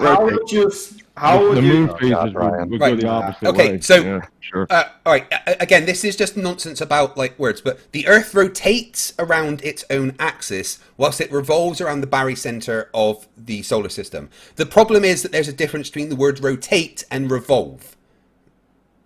You only rotate around your own axis. Distinguish the difference in actual rotation and orbit. Yeah. Okay. Yeah, but the that's point fine. is that it just is so everyone's on the same rotating page, around the sun, and no, it's revolving around the sun, not rotating around the sun. And you just read. Shut up. You just read the definition of rotate. Let me paint an analogy for you, Witsit. Wait, no, I'm talking. I'm on unaware if cars. you have any social skills at all, or you're just a douchebag. It's one of the two, though. So you just read the definition that the Earth revolves around the sun, and then you read the definition of rotate, and it says revolves in the definition that you read. No, I didn't say that. I said there's a difference between revolution, revolve, and rotate. I said that revolution. Oh, so why does your definition for rotate say revolve then? It does both, man. Let's move past this. No, make him answer again. Why does your definition say revolve? Maybe you haven't heard me properly. Okay, the Earth rotates around its own axis, but it revolves around the sun, because you can't rotate around another body. You rotate around. Does it rotate? The Earth rotates around the sun. The Earth rotates around its own axis. Why does your definition of rotation that even you read off have the word revolve in it? It didn't. Read again then. Right. To do where difference. The first part, FTFE, ended with around an axis. So please don't skip that. Right. Okay. So here we go. This is what I read. Right. As verbs, the difference between rotate and orbit is that rotate is to spin, turn, or revolve. Right? That rotate, revolve, different things there. Okay? You just said rotate is to spin, turn, or revolve. Yeah. Well, orbit is to revolve around another object. Right? So you can rotate around another object. You revolve around another object. And when you look at the difference between the words revolve and rotate, revolution occurs when one body moves around another, while rotation means moving around the axis. For example, the moon revolves around the Earth, and the Earth revolves around the sun, but the Earth rotates around its own axis. Yeah, but you just read it said revolve in the definition of rotate. You just said it out loud again. It's super funny. And then you're trying to use... Yeah, we use the word as it pertains to the Earth. We use the words differently, right? I'm just trying to get everyone on the same page. Right? That's all, right? And to make it simple... If we were to use the same word... To make it simple, how about everyone just says... Just make sure you talk through me, FTFE. The Earth will become a ball, probably. Please let me finish what I'm saying. Right? Please let me finish what I'm saying. In the Angelo, you're going to white knight when he... Please let me finish what I'm saying. Please let me finish what I'm saying. No. Thank you. Unbearable, dude. But I'm trying to move this conversation forward by getting everyone to disagree. He's trying to respond to you, Craig. Let Austin respond, but I haven't fucking finished what I'm saying. Stop helping, Brian. Jesus. To move this conversation forward, can everyone just agree that the Earth rotates around its own axis but revolves around the sun? And that is the words we use, just so everyone's on the same page. Is that okay? That's literally you just flip-flopped your words. Yeah, so we use the words differently so that it's not confusing. Yeah, that's what I'm trying to say. So that we're not confused. Dude, I swear to you, you actually need to get in a boxing ring or something. Shut the fuck up and just... you can disrespect I'm trying to move the conversation forward. Can we all just agree? Can we all just agree? Can we all just agree? Right. You're like a giant teddy bear. Again, can we all just agree very simply to say the Earth rotates around its axis but revolves around the sun? If we agree that, we can just move forward. You're still trying to interrupt me again. Right. Okay. If we agree that, we can move forward. Can we agree that, yes or no? This is insane. Right. So the point is, I'm trying to move the conversation forward. Can we agree that, yes or no? Or convenient. Can we agree that, yes or no? Revolves around the sun. Shut up! Let Austin respond for fuck's sake. I just want him to say yes or no. He obviously took his mic out of, his earphone off and is just talking, so just let him talk. Why can't Austin just agree with what I'm saying? To move the conversation forward, let everyone just agree a very simple thing. You won't let him say anything, bro. But we're just going round in circles and I'm trying to move forward past this. Okay? Okay. So to move forward, right? To move forward from this point forward, to move forward, right? Let's just agree to make it simple that we say rotate when we're talking about the Earth going around its axis. We say revolve when we say about it going around the sun. Just so everybody's on the same page and no one gets confused. Simple. This is where you're going to interrupt me again. So there's no proof of that. So we use different words, right? Because we couldn't just use the same word rotate for meaning axial rotation and also meaning the orbit. So we say it revolves around the sun, but it's the same mechanical motion, right? Angular change in motion, change of direction, right? It's a rotation motion, right? We say orbit or revolution to distinguish between the axial rotation of the Earth and the Earth moving around the sun. Now, as it pertains to what we're talking about, MC Toon's home run was that, oh, well, you don't have any measurement of stationariness. I said, dude, you don't measure stationariness, right? Unless something's moving and you measure it and then it stops, or if you try to detect motion and you get a negative result, you don't measure zero. It's stupid. It's a very stupid thing to say. So then he keeps saying it. So I said, okay, well, then what would be a measurement of stationariness? He said, well, you would create, he said, a negative result is not proof of stationariness. It's not evidence of stationariness. So then I said, how would you measure stationariness then? And he says, Well, you would create a test to detect rotation, and if you didn't detect rotation, then it would be stationary, which would of course be a negative result, directly contradicting his claim that negative results aren't actual evidence of stationariness because he has to doublespeak. And once I called him out on that, you guys jumped in and brought up the semantical difference in orbit and rotation. Thanks for playing. Okay, the test that you are talking about a negative result on, Michelson-Morley, was not designed to detect whether or not the Earth was stationary. That's a non sequitur. No, that's bullshit. Don't tell me it's a non sequitur because it directly addresses the point. Don't tell me it's a non sequitur because it directly addresses the point. Correct? No, I didn't claim that's what the test was doing. The test wasn't. What the negative result is in context with. The test wasn't trying to do anything regarding proving or disproving the ether or the motion of the Earth. The test was about determining if the velocity of light is the same in all directions. And they assumed both the motion of the Earth and the ether to do this. That's why the title of the paper is The Relative Motion of the Earth and the Luminiferous Ether.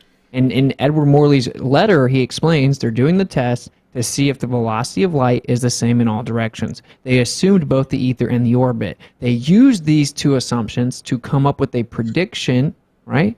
And then the prediction was not matched. They had a negative result. Well, the negative result is relative to the prediction that's built upon the assumption that the Earth is orbiting. With or without the ether, there should have been a fringe shift. So if you throw the ether out, you still have to explain why the motion of the Earth did not cause a fringe shift. So you said the test was set up to measure the relative velocity between the Earth and the ether they presumed to exist. The test came up with a negative result for that hypothesis. The test and the negative result did not confirm stationariness. So no fringe shift doesn't equal stationariness. You can quite clearly conclude that it's stationary from those results. Like, if you have a brain. If you have a brain. No, it's not about whether or not somebody has a brain. Don't use that bullshit tactic. If you look further into the future from that experiment, there's another one, Michelson-Gale-Pearson, which came up with a positive result for rotation. So you cannot use Michelson-Morley. So something is rotating, right? So you cannot use Michelson-Morley to say you've confirmed stationariness because you, quote, have a brain. Because there are you're trying to say that we're rotating, but we're not moving around the sun? Is that what you're trying to say? Michelson-Gale-Pearson actually assumed there was an ether. He actually assumed there was an ether. Albert Michelson came out and said this actually verifies the ether, and it matched their sidereal prediction built upon the assumption of an ether and the vortex within 98% accuracy using the Sagnac effect, who, when Sagnac discovered it, said it was a vortex of the ether. Michelson literally came out and said this verifies the ether, and then later on he ended up saying it verified relativity because he could come up with no other way to explain how we could get this ideal rotation but not the orbit, which means this is the part that you're going to do everything you can not to address, which is why I'm bringing it up now, because it shows that you guys are dishonest. When they got the result, it didn't match the prediction. If we throw the ether out completely, we still have to address the result.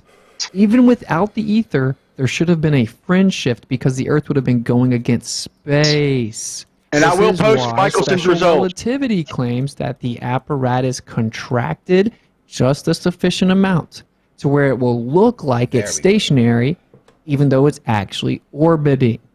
I will post Michelson's quote where he claims what Austin just said in his paper and the numbers, and they'll deny it anyway. Even after him quoting it, he's obviously studied in this category, and I can show the actual literal quote from Michelson, and they'll still deny it and try and switch back and forth because they're not honest. I agree. Well, if you divert to Michelson-Gale-Pearson, that's called a red herring fallacy. Maybe they just can't tell because the universe is expanding, so then they can't tell. So, Winston, you're saying that without the ether, then you're measuring the Earth against space. Relative to what position? Well, you're relative to your position on the Earth. This is what relativity explains, that you can't do that because if you're in the motion of direction, which you would be on the Earth, then you would suffer from contraction. So you wouldn't be able to tell that you're contracting or that your apparatus is contracting because all the space around you is also contracting in the direction of motion. using that to measure, to measure the motion? Yeah, of course not. But we're not using that. That is what we were using. According to using Einstein, it would have been decisive, and that's why all of physics had to be changed in response to Michelson-Morley. It's called the greatest failed experiment in history because it changed all of physics. And just like Einstein said, before relativity was put forward, it was difficult to become reconciled to all the negative results in every single attempt to terrestrially use experiment to measure the orbit. Relativity saved the day. Whose opinion paper put out saying that was the greatest change in physics, that one experiment? Well, because it wasn't the only. You got Airy's failure, and you got the Michelson-Gale, like he was just talking about the follow-up. So it wasn't the only failed experiment. Airy's failure showed because he didn't get any change after slowing down the light by using water to fill up the telescope. He didn't get any change in the light. He didn't have to change his angle of his telescope at all. All right, everyone. So this is FTFE's event. Any other Flat Earther have another question for FTFE while he's here? I hear the Smithsonian saying it, by the way. I just want somebody to at least attempt to address how we can quite easily measure the rotation of the Earth with a pendulum. No one's ever attempted to address that. Hey, if you establish an independent frame of reference with the gimbal, then why doesn't the pendulum move on its own? Not in the plane back and forth, but left and right. The pendulum swings backwards and forwards, and that swing stays relative to the axis of rotation, which is what we expect to happen with physics. But if you claim that it establishes an independent frame of reference with the gimbal, then that means it's in an independent frame relative to the Earth that moves independent of it. So even if you didn't push it, why doesn't it move left and right? Why would it move left and right? Because the Earth's moving separate from it. Yeah, and the pendulum is swinging backwards and forwards. That's it. Just No, like before you you swing can the get a pendulum- merry-go-round and put a pendulum on the merry-go-round. Start swinging the pendulum and then spin the merry-go-round, and the pendulum will maintain its position backwards and forwards over that merry-go-round. Before you swing the pendulum, okay? And a measuring tool. You're claiming that it establishes an independent frame of reference. Of course, to detect motion, you must do that. You claim that even though it's attached to the Earth, which is what it's allegedly detecting the motion of, the gimbal establishes an independent frame of reference from the Earth moving underneath it, which means before you swing the pendulum, it should be sitting there detached from the frame of reference from the Earth. It should be moving independent of the gimbal and the pendulum. No, there's no reason it should start moving on its own at all. Nothing in physics says that should ever happen. But really, why? I just It's an posted the independent frame of reference. GPS. Hold on, I just posted the GPS engineering documents that should say that the Sagnac effect is not caused by the rotation of Earth. It's caused by movement. Period. Yeah, I'm not talking about the Sagnac effect. Yeah, we're not. Yeah, don't know why you brought that up. Yeah, so there's no reason why a hanging pendulum should just start moving on its own. Nothing in physics says that should ever happen. See, you notice how when you responded the first two times, you strawmanned it to be the plane of motion, right? Where I didn't we strawman push anything. the pendulum back and forth, and then you would get a precession. I'm not Yes. claiming the pendulum should swing in the plane back and forth. I'm claiming that if it's just sitting there and it's actually in an independent frame of reference from the Earth moving underneath it, right? Then that means it's in an independent frame of reference from the Earth's movement. It's still rotating with the Earth like the gimbal that it's attached to. Oh, so it does rotate perfectly with the Earth and in the same reference Of frame. course, the entire apparatus rotates with the Earth, but the pendulum, the swing, is allowed to maintain its position in 3D space relative to the axis of rotation. That's irrelevant. The gimbal Not is irrelevant, that's established- how we measure the rotation. That's irrelevant. The gimbal is establishing an independent frame of reference because it can move in all directions independent of the apparatus that's attached to the Earth, which means the Earth is moving separately from what is attached to the gimbal, right? Yeah, but it's still hanging from the gimbal, moving with the Earth. Oh, so it just with moves gravity, with with the Earth. gravity. Of course, it just moves with the Earth because conservation of momentum is a thing. Why would it just stop moving with the Earth? You don't stop moving with the Earth when you just jump up. You don't fucking slam into the back of a train at 500 miles an hour when you jump up in the air. That's not how it works. I'm still talking. Thank you very much, Brian. The pendulum and the entire apparatus is rotating with the Earth. Once it starts swinging, it is a freely moving object that can have Coriolis forces applied to it laterally. So you're saying it's not a freely moving object before you swing it? Absolutely not. It's stationary. Oh, it's actually not stationary, though. There's always an intrinsic vibration, and the Earth would be moving underneath it. It would slowly vibrate back and forth, left and right. It wouldn't go forward in the plane of motion. We're not talking about little vibrations. We're just talking about in general, it is stationary. If it's just hanging there, in general, it is stationary, moving with the Earth along with everything else. No, it would barely vibrate. The tiny vibrations would not be enough to make it have the Coriolis forces applied to it that would be appropriate for you to be able to see drift. That would straw man. No one said it would have the Coriolis effects that we detect with precession once we put it in motion. You only get Coriolis once it's moving. No one's saying that. What we're saying is, if you're claiming it's an independent frame of reference, you can't simultaneously claim that it's moving perfectly with the Earth. It's independent of that. No, the entire apparatus, which I don't know why this is hard to understand, the entire apparatus is moving with the Earth, including the gimbal that the pendulum is swinging from. But the pendulum is swinging backwards and forwards. The fact that it's on a gimbal allows it to swing and maintain its swing relative to the axis of rotation of whatever it's on. Like the video that has been posted in the chat shows, a Foucault's pendulum on a merry-go-round. As you swing it, it will maintain its swing relative to the axis of rotation. Okay, how about you do an experiment? How about you do an experiment where you put that on there with the gimbal and then you spin it and see if the thing attached to the gimbal moves. Yeah, that's what's on there right now. It doesn't move at all? It doesn't move at all? No, it doesn't move unless you start swinging it. Because it's directly above the axis of rotation. Well, how come it immediately starts with it moving then? Because they're swinging it. So then you just made up that if I flew a clone back and forth, it would also go in a circle. If I just flew a drone back and forth, it'd start spinning with the fucking pendulum. No, because a drone isn't attached to a gimbal, Brian, is it? That's very strange. A drone isn't a pendulum, dude. You should know that. So you agree that you're saying that according to you, if I go do this and I put the pendulum with the gimbal over top of a merry-go-round and then I spin the merry-go-round, then it should stay completely still.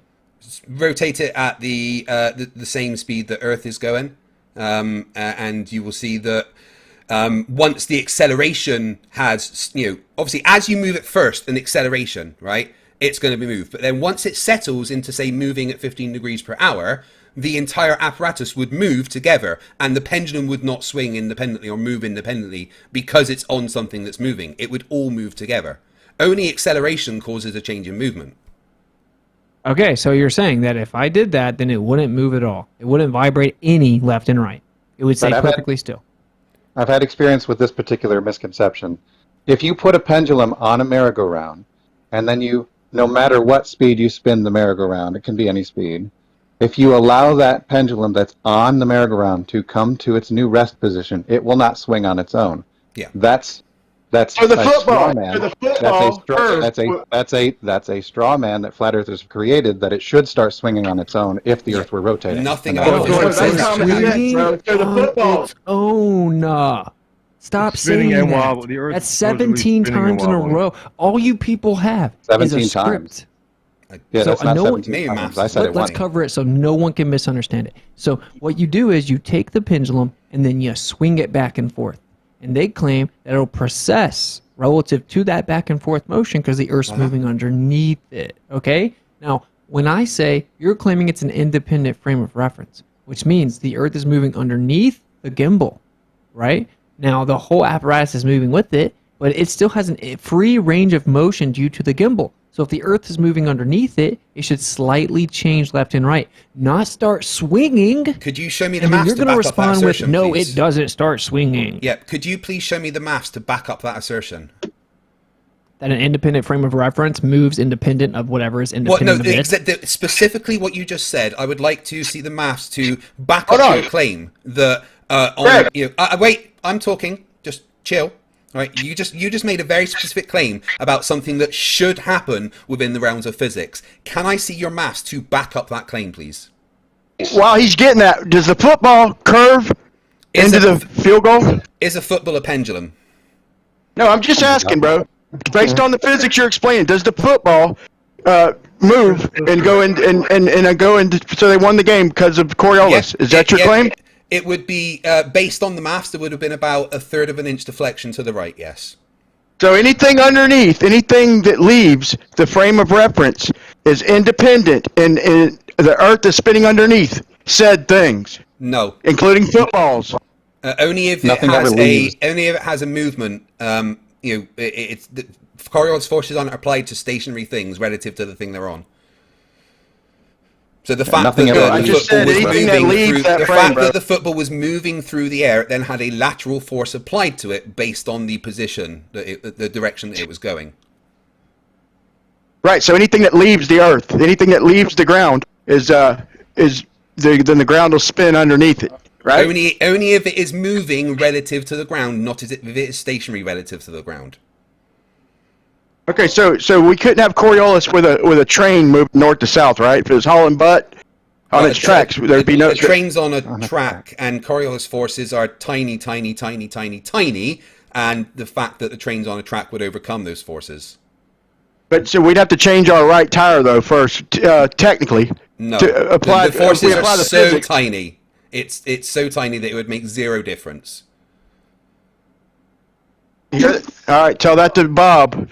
Hear that, Dr. Bob? I'm trying to get y'all on the same page because every time we have this conversation with y'all veer back and forth. Y'all all have your own little explanation.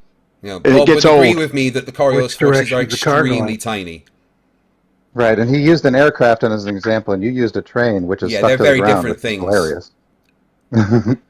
I don't know why this is hard to explain, but a train isn't a plane, a drone isn't a pendulum. They're different things. So what if something moved like above the tangent from your feet? What if something was at an upward trajectory? Then what way would it curve just going then? straight up? No, like if a tangent from your feet. So would there be Coriolis on a cylinder? If a cylinder is moving, is rotating, there would be Coriolis forces like from the top to the bottom applied, but you wouldn't have. No, sorry, there would be Coriolis forces left to right, but not top to the bottom. You would only have Coriolis forces on a east-west. Okay, so no Coriolis top to bottom. So if something's on the Because Earth it and needs it's to be a moving sphere. above the tangent, like as if the Earth were a cylinder. So as long as something moved at an upward trajectory and never dropped below the tangent, then the Coriolis would be opposite, right? So shouldn't we have to adjust the firing tables? Firing tables are adjusted. No. The firing tables have adjustments for Coriolis, yes. Well, so it would be opposite then. Yeah, The and you specific thing that have to Brian have is the firing tables actually have different calculations for north and south of the equator. Yeah, the specific thing that Brian's bringing up is about firing at a target that is further north. Brian, I mentioned this before. The end result is that the target is quote below. It has moved to a point that is closer to the axis of rotation, so it needs to be forward, not backward. No, this is my whole point. Let me say my whole point so everybody understands. So they just said that firing north to south on a cylinder there'd be no Coriolis because everything's moving at the same rate. Okay, the whole cylinder is moving at the same rate. So on the Earth, if we fire at a tangent, the tangent represents the cylinder. So if we fired on a direct tangent straight out, then there would be no Coriolis. Like I said, that represents the cylinder. But if we fired above the tangent, the projectile would be entering a region that is traveling faster than where it left from. So we would actually get opposite Coriolis for any projectile that doesn't drop below the tangent. So until the airplane lands, it's going to have reverse Coriolis on its way up, and there's a whole mess of problems with this, but it proves to me that they're full of shit. What problem specifically And I've is there? explained this to you before. Like if you're in the northern hemisphere and you're firing south, what you've described is perfectly accurate. That you would be experiencing move into a larger a region with larger tangential speed.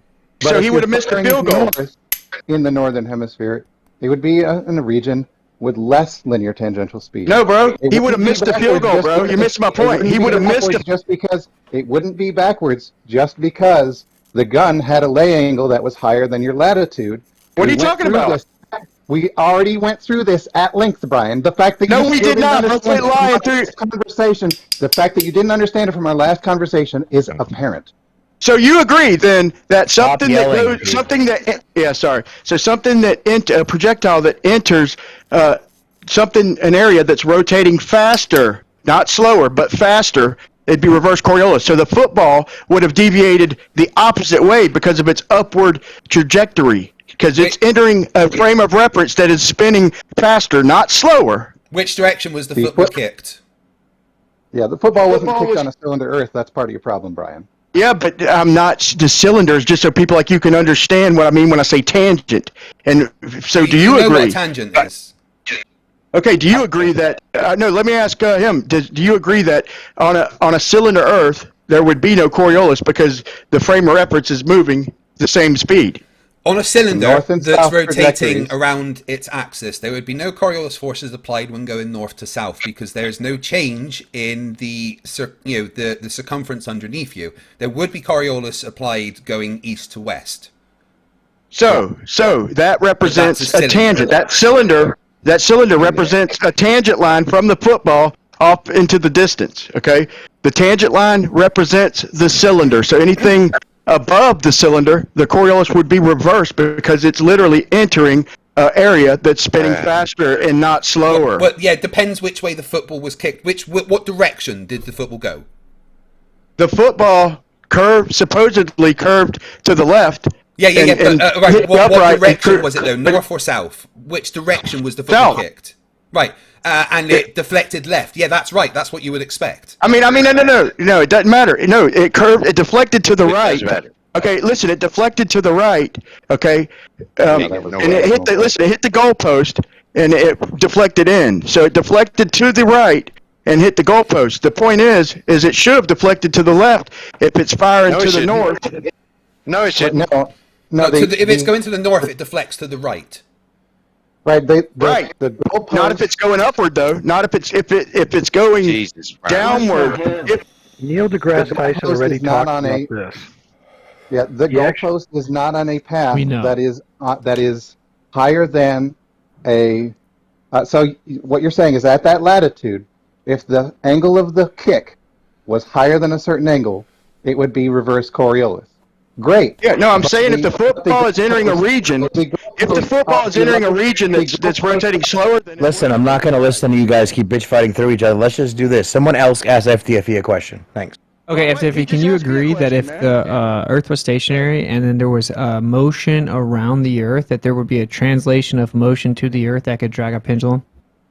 An imperceptibly small. Well, no, the Machian principle which you're talking about is completely hypothetical. So there's no evidence that would ever actually happen. Can motion be translated through a medium?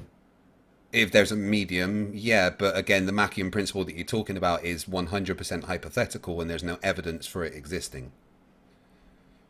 Can a motion be transferred through a medium? I believe I said yes. Maybe you have. Okay, that was the question. That was the question. Your other comments are relevant.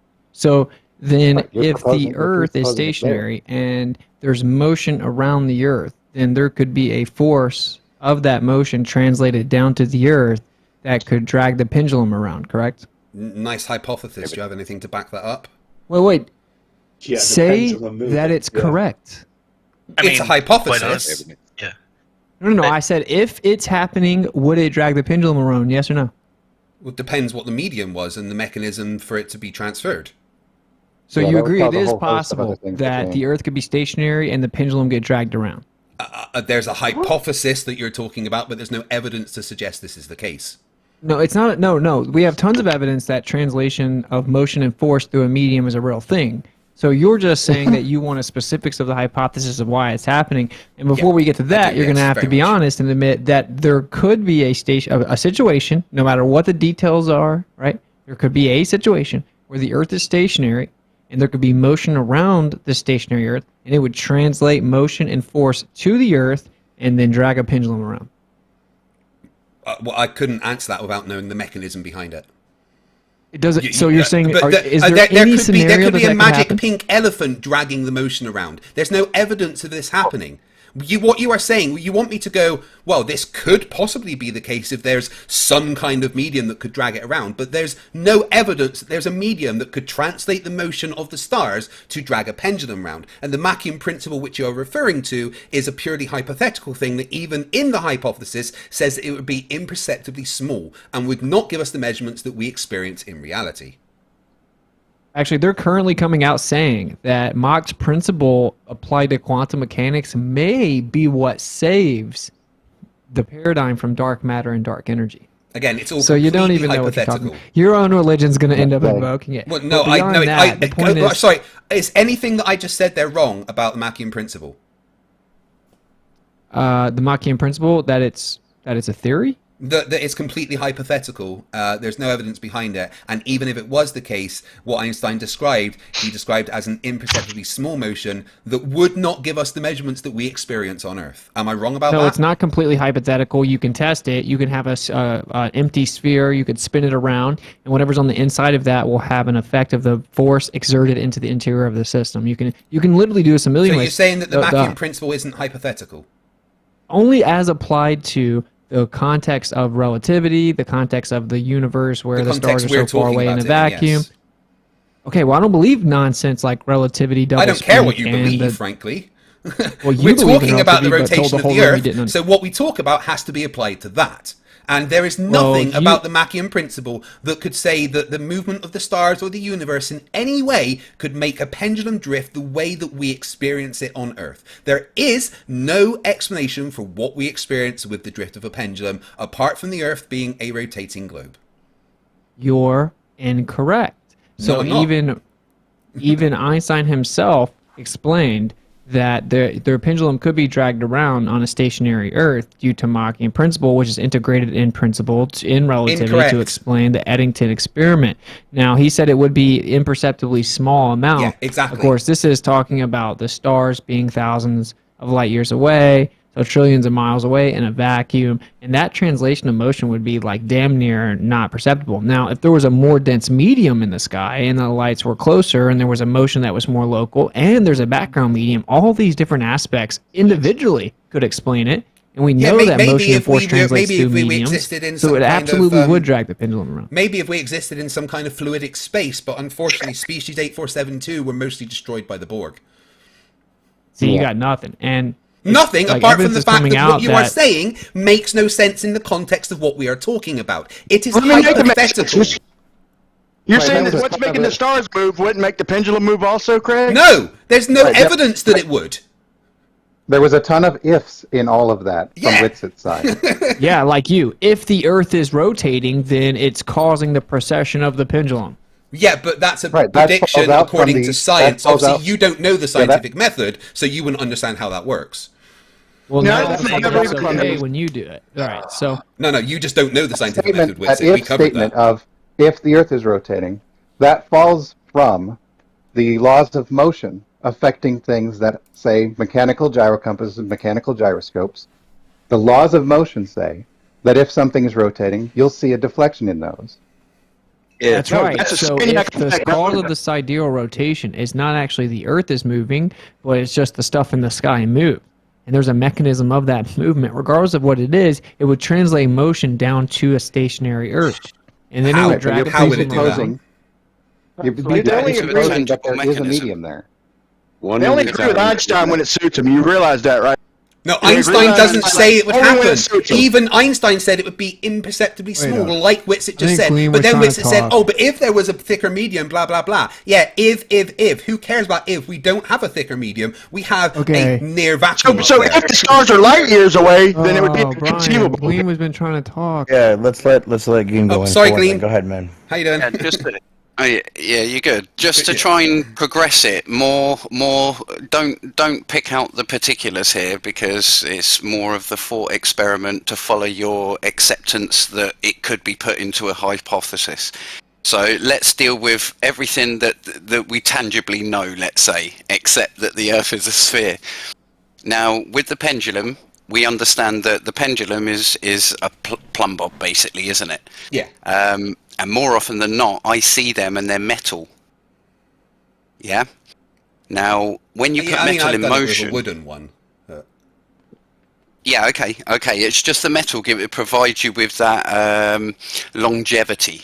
Let's say because it's if you're doing weight. the electric ones, like in museums and stuff, you mean? Yeah. Either or. I mean, put it this way: the original Foucault pendulum is now gold. I don't know whether you've seen the upgrade they gave Wasn't it lead originally? It was originally. Yeah. I didn't know that and gold. that has something to do with it. The reason why you use that. But lead into gold. either way, the core mechanism that I was trying to explain there is when you put metal in motion, and you have free electrons running about. Number one, it's going to build up eddy currents within the object. Let's say the plum. And that eddy current will have an imbalance, or could have an imbalance, based on its surroundings and also influenced by a magnetic field. Now, if we assume that the magnetic field is as we measure it, and it's different at different latitudes, due to it bellowing out, and obviously on a sphere, you got, so to say, the flare at the back. If we say that at different latitudes it measures differently, how have we tested, or has anybody tested for the influence of just basic magnetic field versus a magnetic material? Yeah, didn't the gentleman physicist use a wire on his? Yeah, the gentleman specifically physicist for that purpose? used a concrete block with a plastic fishing wire wrapped around it, with plastic inside. And I've done it with wood. I've seen it done with many different metals. Obviously, lead is diamagnetic, so the eddy currents it creates will kind of be based on the movement towards something else. The fact that it's done with many different types of materials, and we still get the same result, shows that it's not really a result of any electromagnetic interference. I like your line of reasoning with the concrete, but the plastic just totally goes out the window there. But either way, they all collect electrons. They all collect current in motion. Everything in motion will. I mean, everything is going to generate some kind of eddy currents based on its, diamagnetic properties. But I appreciate exactly what you're saying. Yeah, the fact that it can be done with different. I think the mere fact that it's done with different materials and we still get the same results, because you would get a different force applied from the eddy currents depending on the material, right? That's exactly it. That's why that's the core. Yeah, who's isolated that? When I did it at college, mine was wood, and there was other groups that were using metal. There was one guy that tried to do it with ice, but it kept melting. And I think that alone shows that, because you can do it with different materials, that it's not a result of electromagnetic interference. I don't get them all getting exactly the same.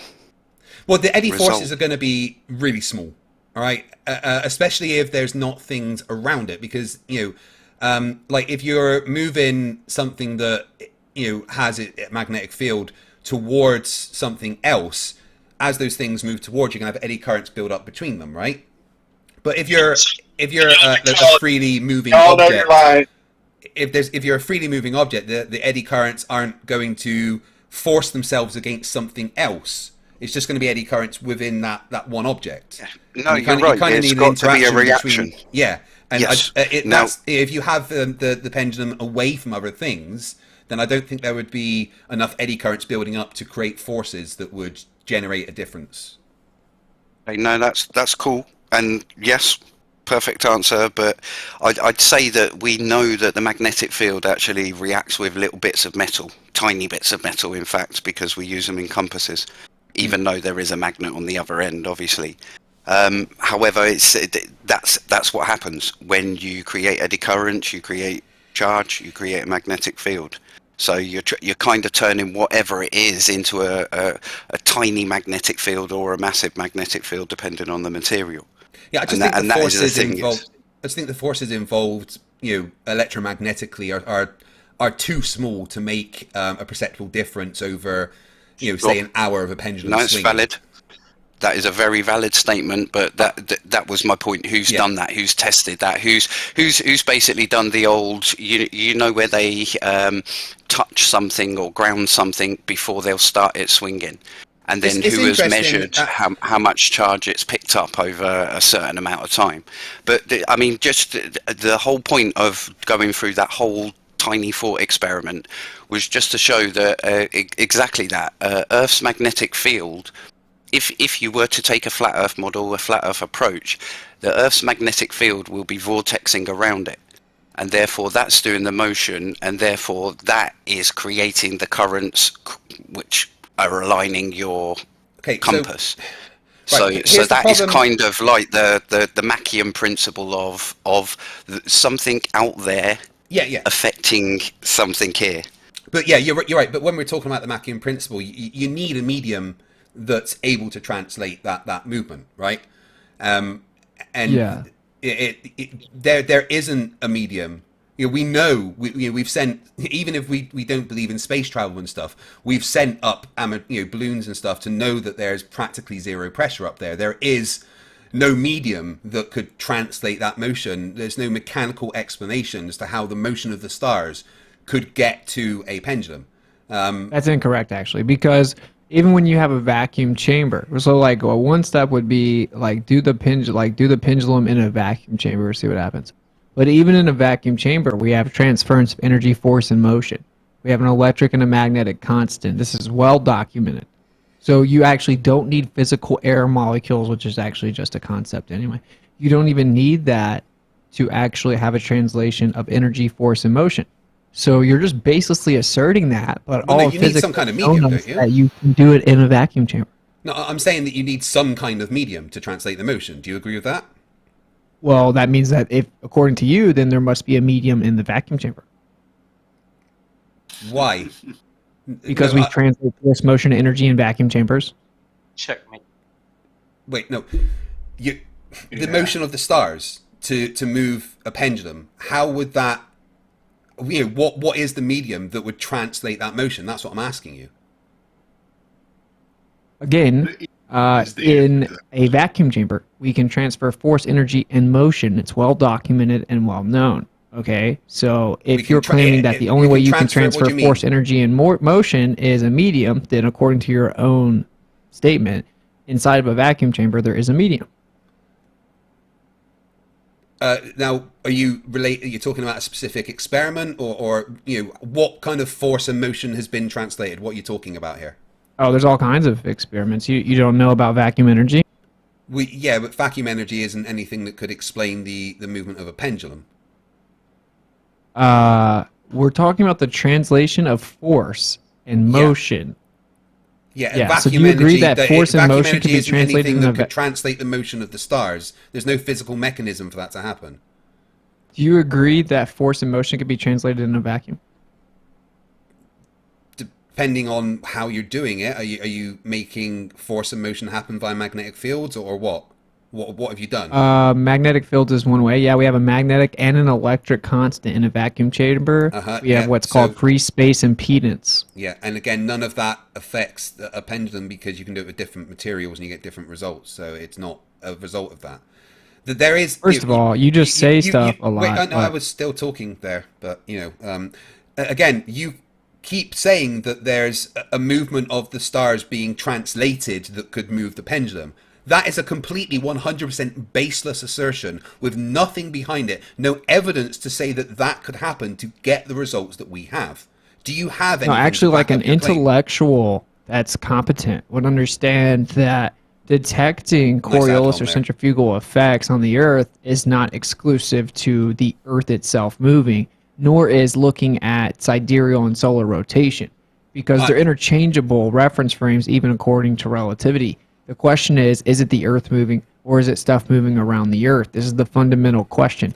Absolutely. In order to actually determine the difference, we would have to be able to establish something that is exclusive, which would be the Earth orbiting the Sun, for example, right? But you won't understand that. And the point is that when you make the claims that it is the only way it could possibly happen, you're just saying that, but it actually isn't. because we know that in a vacuum chamber we have the exchange of energy, force, and motion. We know that the sky moves. We actually know that in your own paradigm, they're claiming that there's dark energy and dark matter. They're claiming the sun puts off water. They're now proposing quantum field theories that say there's a quantum fluid background medium that connects everything. So you can come on Discord and pretend that you know this archaic Newtonian emptiness of the vacuum is still true, but your own paradigm disagrees with you. It doesn't really matter. The point is that if the Earth is stationary and the sky moves around it, there could be a translation of motion that would give us centrifugal and Coriolis effects on the stationary Earth. You keep saying that, but there's absolutely zero evidence that that's the case. We can literally translate motion in a vacuum chamber. Yeah, but the motion would not relate to what a pendulum does on Earth. There is no forces that would. Have you got any evidence that it would? You're just saying there's forces and motion being transferred in the vacuum chamber, and there's no evidence at all that that is a medium that could transfer the motion of the stars to a pendulum to get a drift that matches your latitude. This is a completely ad hoc nonsense explanation with absolutely nothing behind it apart from your wishful thinking and a need for the Earth to be flat and stationary. Do you have any evidence behind your claim that vacuum fluctuations can be the reason that a pendulum drifts? You just keep saying the same thing over and over, but no, I just asked you a specific question. Now you're interrupting I'm me. going to ask you the question again, and I don't want you to go. I'm just going to talk through you. I'm going to ask you the question again, and I don't want you to talk through you. Okay, I want to ask the question, and then I just let you finish talking. No, and then I went because to respond. you didn't answer the question. All right, I'm going to ask the question. I didn't even again. get one word in. Yeah, I'm going to ask the question again, and then you can answer. Okay? Do you have any direct evidence to suggest that vacuum fluctuations or whatever your suggestion could be the reason that a pendulum drifts exactly relating to your latitude and is a direct translation of the motion of the stars to the pendulum? Do you have any specific evidence for that? Are you going to shut up now? Yes or no? Are you going to interrupt me when I go to respond? Yes or no? Are you going to interrupt me when I respond? Are you going to say yes or no? If you don't say yes or no, then I'll interrupt you. Hey, dude, just let him respond, buddy. Well, Shut up I'm waiting and for let him to say yes or no. Oh, hey, Data. Welcome, buddy. Let him So respond.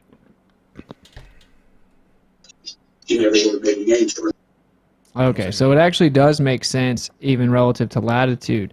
If you are to look at a vortex extended across a plane, then the actual centrifugal and Coriolis effects would be literally relative to latitude as it extends over a plane. It would also have some correlation seemingly to altitude. And so there are a couple tests that we could do. We could put a pendulum inside of a vacuum chamber. I expect to see similar results. Then we could take because we actually know there is a medium in the vacuum, and, that's just objective. Then we could take the pendulum to different altitudes, maintaining latitude, and see if the results remain the same. And we could begin to compile data that way. But one thing is for sure, is that there would be centrifugal and Coriolis effects translated if there was immense motion over top of a stationary Earth. And in fact, it would be unfounded to claim that in the scenario that the Earth is stationary and there's all this motion around the stationary Earth, that no motion would be translated to the Earth. That's very unfounded based on all observations we have, which is that motion, force, and energy do translate through mediums of all sorts and in relative to different mediums. And in fact, a vacuum would actually be less impedant, seemingly.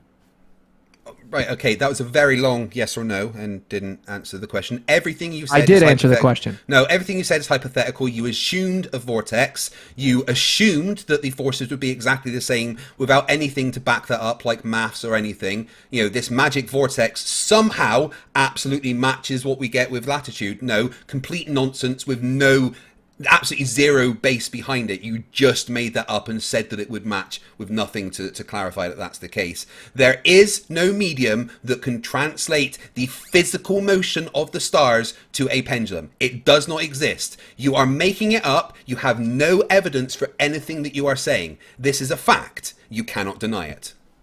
Actually, we have all kinds of evidence that you guys hand-waved and dismissed. You don't have any evidence. There's no vortex. Right? You guys pretend that didn't really happen. You have your script. You want to interrupt me with your script right now. Sorry, and say, what that didn't happen. That was a lie. No one's ever been able to do it again. I'm better Glober than you are. Okay? What did I pretend didn't actually, happen? the lie spec was done many times by the same person and even another person, and it's difficult to do it because it has to be done on a large scale during a specific type of eclipse. You're interrupting me. Yeah, because I didn't hear what you said at the beginning, and I don't know what you're talking about. You're unbearable. Because he's moving the goalpost again. I'm not moving anything. Yeah, really? Okay. No, it's actually moving the globe post and applies to you guys specifically. But go ahead. Yeah, how am I moving the goalpost when I'm specifically talking about the Elias effect, which is about a pendulum and an there. I eclipse? genuinely didn't hear what you said at the beginning, so the rest of what you said I didn't know. Dumb, I think. Right? So that's why I was trying to say to you, could you please repeat They're it? imploding. Yeah, it's pretty fun though. Yeah, so the Elias effect actually shows that during eclipse, the pendulum changes the way that it moves.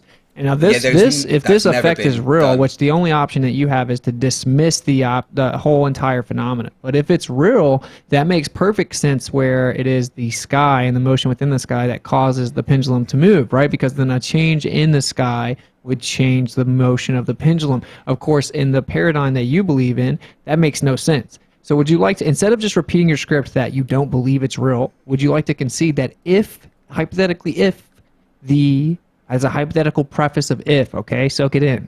If the Elias effect is real, that it could not be explained within the assumption that axial rotation causes the precession of the pendulum. No, that's incorrect. Number one, the Alias effect has actually never been, recorded as actually happening. It's just people have said it has. Number two, there's actually been many suggestions for why that could happen, including it actually being a combination of gravitational effects with the fact that the moon and everything is lining up. Nothing about the Alias effect debunks the pendulum, and also there's no evidence that it actually exists. Every time that they've tried to make it happen and record it, it doesn't seem to happen. I asked you to not just repeat your stupid script, and you didn't did it repeat anyway. anything. I've never said those words before. Yeah, you have. You've 100% said the Elias effect has never actually been recorded, blah, blah, blah, because you guys all say the same stuff. So I'm not going to just over. make assumptions about things that have never been shown to exist. That's all you want to do, Witsit, is make assumptions about things that possibly could, maybe, possibly might exist. I don't care about what ifs. We have a plausible mechanism for a rotating Earth that causes exactly the reason why a pendulum precesses. There is no plausible mechanism on a flat Earth apart from ad hoc nonsense with no math to back it up. Okay, Can't even entertain a hypothetical. So it doesn't matter. Like, the point is that I just want to point out that my volume keeps getting Oh. reduced whilst I'm talking, and I think that's very unfair. No, it's actually whilst you're interrupting because I used No, it's priority whilst I'm speaker. talking, it happens all the time. And No. Witsit, don't you Look what he's fucking doing. turn my volume down again, all right? Oh, dude, I would like tackle you or something, right? Because it's shut like the you're fuck up, so bitch. annoying. Yeah, you So, really like, are, aren't you? You're the most arrogant motherfucker I've ever met. I mean, why don't we too scared just to that make your Professor vol- Dave about getting paid. The only reason your volume goes down is because when I'm talking and you try to jump in and interrupt, it puts your volume down. No one has it's touched literally your been turned down. volume. Yes, it has. No I've one's watched touched it your happen. So It's you're an actually automatic proving to the thing. Even room Shane right now told that me you it have been happened. actively interrupting. Even Watch, I'll show Shane you. told Now me I'm it on happened. priority. You're interrupting and no one can hear you. It's an Yeah, automatic see how it feature that works? somebody When else is I'm talking and you're interrupting, it puts your you volume interrupt down. me all the time. Yeah, but can you please not use that anymore for today, for this event? To him, because if every time I begin to speak, he gets to Oh, so scream he has through been. me, He then has we been have doing that. conversation. You don't get to mod yourself, dude. I've been your own chat. I've been trying to break you guys up for a little while and have someone else speak at him, honestly, dude, because I was like, it's getting a little bit emotional. You guys are really angry at each other. Right, I did I've want to server hear muted FTFE's Witsit because explanation of he why. thinks it's okay to turn my volume down. No, if I'm in the middle of talking and I let you fully point and I get 3 words in through me every time, the conversation. So anyway, someone else is that if the Earth, the skies, some small. Who's doing that? Dude, Me. somebody's cutting you in and out, bro. Yeah, he's been doing it to me, so I'm server muting him. So that's fine. Oh, so you're acting like a child. Yeah, my rule is I do what the flat earthers do. You're a Everyone should child? know that. Just remove mod from both of you so no one can do that anymore. Carry on, guys. That's better. Anyway, just the conclusion is that if the Earth is stationary and the sky is moving around it, even according to relativity's letter, Einstein's letter referencing relativity to Ernst Mach in 1913, that it would drag the pendulum around. It would just be small, assuming the distance to the stars. If the stars are more local, there's a more dense medium, and if there's a background medium, there's a huge logical framework that it would actually translate this motion. In addition, of course, when you ask the Globers for the actual proof that the pendulum doesn't move on the equator, you'll get crickets. They'll just keep saying it happens, but they'll never give you actual proof of it. It's been 5 years. I've been asking for 5 years. So no you one want has evidence proof of that it. it doesn't happen on the equator? I've actually got a video of it. You got evidence that someone pushed a pendulum on the equator and it doesn't precess at all. Yeah, I've literally got. I've shown it on my channel many times. Is it some random YouTube anti-flat earther or something? No, it's like a bunch of school kids on the equator. Yeah, I would love to see. Is that the only one you have? It's the only one on the equator that I have. The fact that there's one already debunks you. Yeah. It still wouldn't mean anything if the etheric medium is relevant to the Earth that it's moving across and has an interaction with that flat stationary plane. It's still extremely plausible, and neither argument proves or disproves anything. Like, That's honestly. correct. That's the honest. Can I ask a question about Well, that? let's just look Like, at Occam's obviously- razor here. The thing that requires the least assumptions. Everything which it has said has to have a bunch of assumptions about stuff, whereas mine is just a plausible mechanism that is within the realms of physics. How is it not a plausible mechanism on a flat Because there's stationary no plane there's as well? no maths Like, or what the anything fuck? behind it. There is no actual mechanics that's described here. It's a what if, a possibly, this could maybe There's with no no evidence math this could ever involved happen. yours either.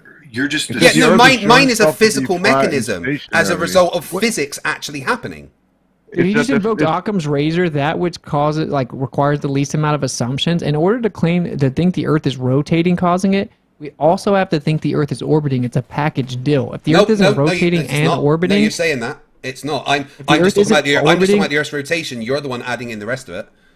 if the Earth isn't rotating and orbiting, then we can't even explain the observations that we see in the sky. It's a package deal that it both rotates and orbits. So actually, the You're rotational saying that. I'm assumption. just talking about the rotation of Earth. You're just forcing other things on. Greg, I'm don't not make talking any about. assumptions. How did the Earth start spinning without making any assumptions? How did it start spinning? Gravity.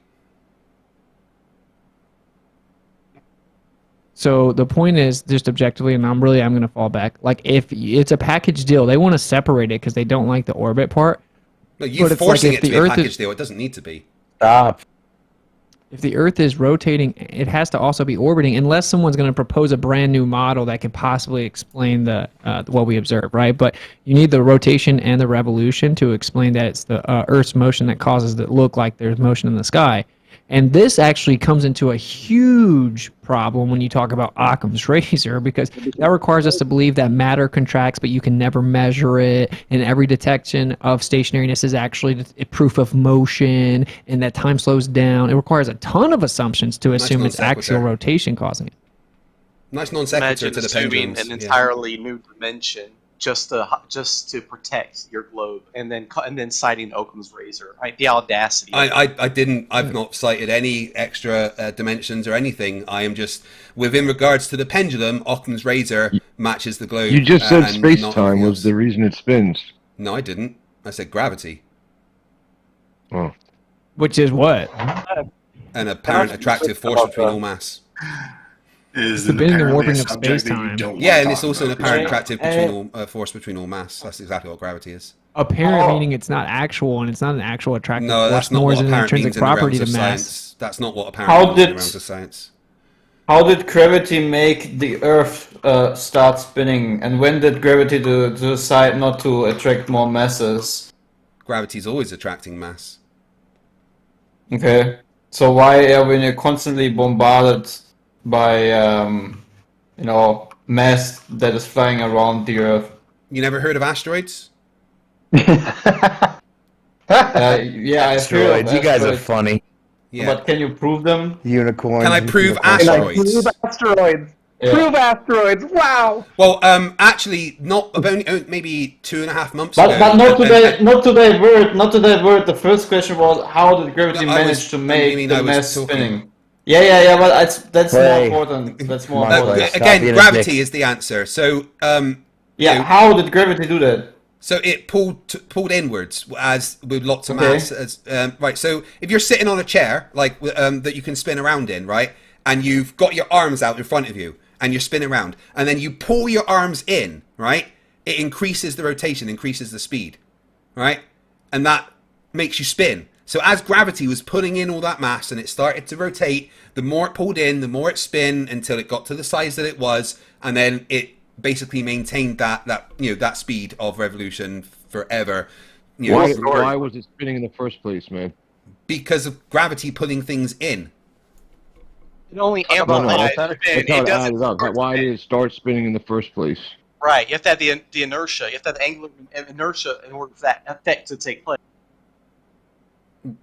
Because it would be pulling in from all directions. Without any assumptions. It would be pulling in from all directions, and some of it would be missing it, and then basically orbiting the bigger masses, and that would have some things spinning. It's just a combination of all this stuff as it's trying. You ain't moving, bro. I'm not making any. You ain't moving, bro. Okay, Craig, you ain't moving. Sorry, what? Homo habilis discovering his opposable thumb says what?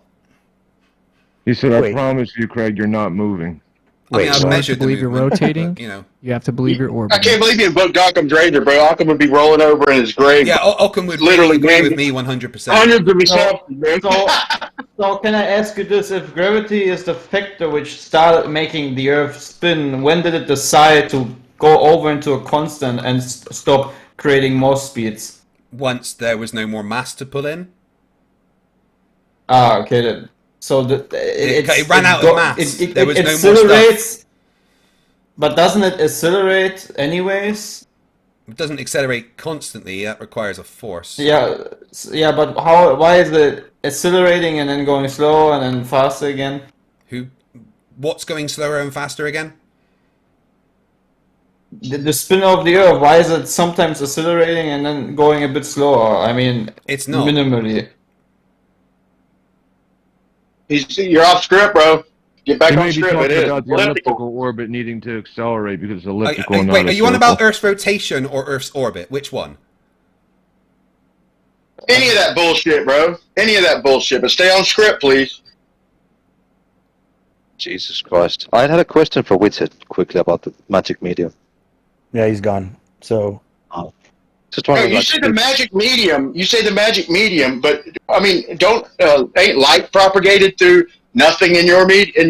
No, medium? they have no idea what light is, Brian. Don't worry about it. Light. I mean, electricity. I know exactly what is light is. It's transmitted through a vacuum. electromagnetic energy. That's it. But if Witsit's the magic medium exists, it would affect the stationary objects also. There's no Why do reason you why say things in motion. we say the same thing about the Earth's rotation, bro? If the Earth's rotating, it should make the pendulum start swinging, right? I thought there were rules about interrupting. Are there rules about interrupting? I guess depends on which side you are. Yeah, the Is there rule rules is if you against complain responding? about You just interrupting, listen then to I Craig interrupt you. the whole That's show. right. Brian, come on, man, you're killing me. Yeah. Yeah, but I fail to see how the medium wouldn't affect every object, whether in motion or not. Because it would be a medium. We say Just the like same air. thing. Okay, I'm just responding. I'm not interrupting, unless I got a lag. We say the same thing about the rotation of Earth. We say that, yeah, the pendulum should start moving. If the Earth is moving the way you say it is, speeding up. All right, Brian, why should the pendulum start moving? Could you give me God forbid me panic. Could you give me an explanation within the realms of physics as to why the pendulum would start moving on its own? Yeah. Every Okay, swing because set if I should said- stay in because if I was motion, a every dipole, spider that blows in the let me wind should respond. stay blowing. Go ahead. Let Brian respond. So, Brian, what in physics says that it would start moving on its own? Innocent physics. Okay, according to you, if I was at the North Pole and the Earth slammed on brakes, I would stumble. And the Earth slammed on brakes, I'd go flying off at 1,000 miles per hour. You're going to tell me that me flying off at 1,000 miles per hour is going to have such little effect from the North Pole where it's just going to stumble me over a little bit? So you have to effect how you want to in your model, and you acknowledge them however you want to. Sorry, what was that? I actually genuinely missed what you said. I only caught the last 2 seconds because it cut out. If my difference in motion from the North Pole to the equator, and if they're slammed on brakes, is 1,000 miles per hour, in other words, stumble or maybe not. But then if I move to the equator and they're slammed on brakes, I go flying off at 1,000 miles per hour. And you're telling me that that Why would that you go up motion, 1,000 miles an hour? if the Earth slammed on brakes, I would conserve momentum, right? If the Earth slammed on its brakes, right? So you mean if the Earth just like stopped in space? Is that what you mean? Right. Yeah. So if the Earth just stopped in its tracks, I say it's not moving. You say it is. Right. But at the North Pole, are you on about right? Can we? I want to break this down to either are we talking about Earth's rotation or Earth's orbital movement? Can we just stick? So if we're talking about Earth's rotation, right? So if the Earth just stopped rotating, yeah. If you were at the equator, you would shoot to the east at 1,000 miles an hour, right? Yeah. No. What would happen at the North Pole? What would happen if I was at the North Pole? Nothing. Okay. Now you say from nothing all the way to 1,000 miles per hour, I'd go full. Then you're saying that force ain't enough to move a freaking dangling pendulum? No. Because the pendulum is rotating with the Earth at whatever point the Earth's on. So if it's at the equator, it's already moving tangentially 1,000 miles an hour with the Earth. The pendulum, the bob, the scaffolding for the pendulum, every part of that pendulum is moving at 1,000 miles an hour with the Earth tangentially already. Okay, let me tell everybody what really happens. I've done it live on camera. I've done it several times. I've set up a pendulum, not 30 meters tall, but a decent-sized pendulum, and it's wildly inaccurate, bro. Okay, maybe I'm doing it wrong, but Mitchell from Australia went and showed that after 4 hours he got zero rotation at all. He showed a broken pendulum, Y'all accused him of lying, and then he went back the next day to show y'all the whole 4 hours, and it had an out-of-order sign on it. Yeah, because it was broken. Brian, it was broken. That's why it didn't show the motion. Because what makes it broken, Craig? I've forgotten the actual word. The bit that it attaches to. It's called bullshit, bro. It was broken. It wasn't allowing it to maintain its swing within 3D space, so it couldn't process. It was physically jammed. But it's actually working now. If Mitchell from Australia went back now and recorded it, he'd see it. But the thing is, showing a broken experiment not working doesn't disprove the experiment. It shows that the experiment was broken. How do you know that it wasn't free to swing? Because that's what they said. Mitchell hasn't gone back. It's interesting that he hasn't gone back. It is. You're right. Yeah. So you're telling me that a free hanging pendulum was not free to swing, to move? That there is cognitive dissonance, bro. No, I'm saying that this particular one in the museum that Mitchell went to was broken. The bit that it was hanging from wasn't allowing it to process. It was stuck. Every time I do it, wait, what are you saying processes, bro? What part? The swing of the pendulum processes. What part processes? If the not swing of the pendulum processes. That's not a part. Do you not know what the Foucault's pendulum experiment is? Not an experiment, that's for sure. I mean, it definitely is an experiment. Okay, so then what's the phenomenon? What's the phenomenon? You want to? Are you trying to go to the? Are you trying to go to the basic? An experiment. Yeah, I mean you're mixing up the scientific method there. It's observation, hypothesis, prediction, experiment. Yes, observation. What was the phenomenon? So he created a hypothesis about to try and test with a pendulum. What phenomenon no, you test the prediction, has not the shit hypothesis. to do with a pendulum? Your hypothesis, your phenomenon could be whatever you want. Do you want me to answer or? But a pendulum. Do you want me to answer or? All right. Right. So my observation could be whatever I want. Whatever I want. So in this case, my observation could be that in general, storms seem to rotate counterclockwise north of the equator and clockwise south of the equator. Right. That's an observation. Do we all agree that is an observation? That is backwards. That is backwards. The pendulum spins opposite of hurricanes. Okay. So it can't be again. No. Do we all agree that I just made an observation in nature? Yes. Okay. Something spinning a direction Now, what does a pendulum have to do with something found in nature? You're skipping steps of the scientific method. Do we all agree that what I have just described is an observation in nature? A large enough hurricane If across that's the what you equator, but observed. most of the time they move counterclockwise and clockwise. I have never observed it, but that's what's been reported. Okay. But, right, do we? I just want to get. Do we all agree that that is an observation in nature? Right. Yeah, I mean, Yeah, brilliant. That's the observation, right? In both, because I've lived in several states. My hypothesis, the reason why I think that happens, is that the Earth is a rotating globe. That's my hypothesis, right? So it's simple, right? So if the Earth is a rotating globe, as my hypothesis states, we can make a prediction. And if the Earth is a rotating globe, then the prediction states that a swinging pendulum at different positions will process a different amount because of Coriolis forces. All right. And then we can do the focal pendulum to test that prediction. So the phenomenon is a storm, but your hypothesis has nothing to do with the storm. It has something to do with the Earth. This is what I'm trying to figure out. Yeah. The reason why I think that storm is happening, my hypothesis as to the reason why I think those storms are turning in that way is because the Earth is rotating. That is my hypothesis as to why the storms are doing So now you have a Modens-Tollens trap that you set for yourself. If Q, the then scientific P. method doesn't But care about that. You've yet to prove P. Yeah, again, the scientific method lightning doesn't. strikes. The scientific method doesn't care about that. The sun moves overhead in the sky. These are observable phenomenon by anyone. Now, Again, to the scientific method experiment doesn't with care the about sun that. going across would be to stop it from going across the sky, or to make it go backwards. Yeah, this is an experiment. Manipulating things, yeah? Changing the wind, changing the temperature, changing the types of gases that are interfering. What are you talking about? Yeah, manipulation. Yeah, okay, none of that has anything to do with the scientific method and what I've just described. The scientific method, right, here's the storms thing. have nothing Here's to the do thing. with Earth moving. Well, actually, my hypothesis is that they do.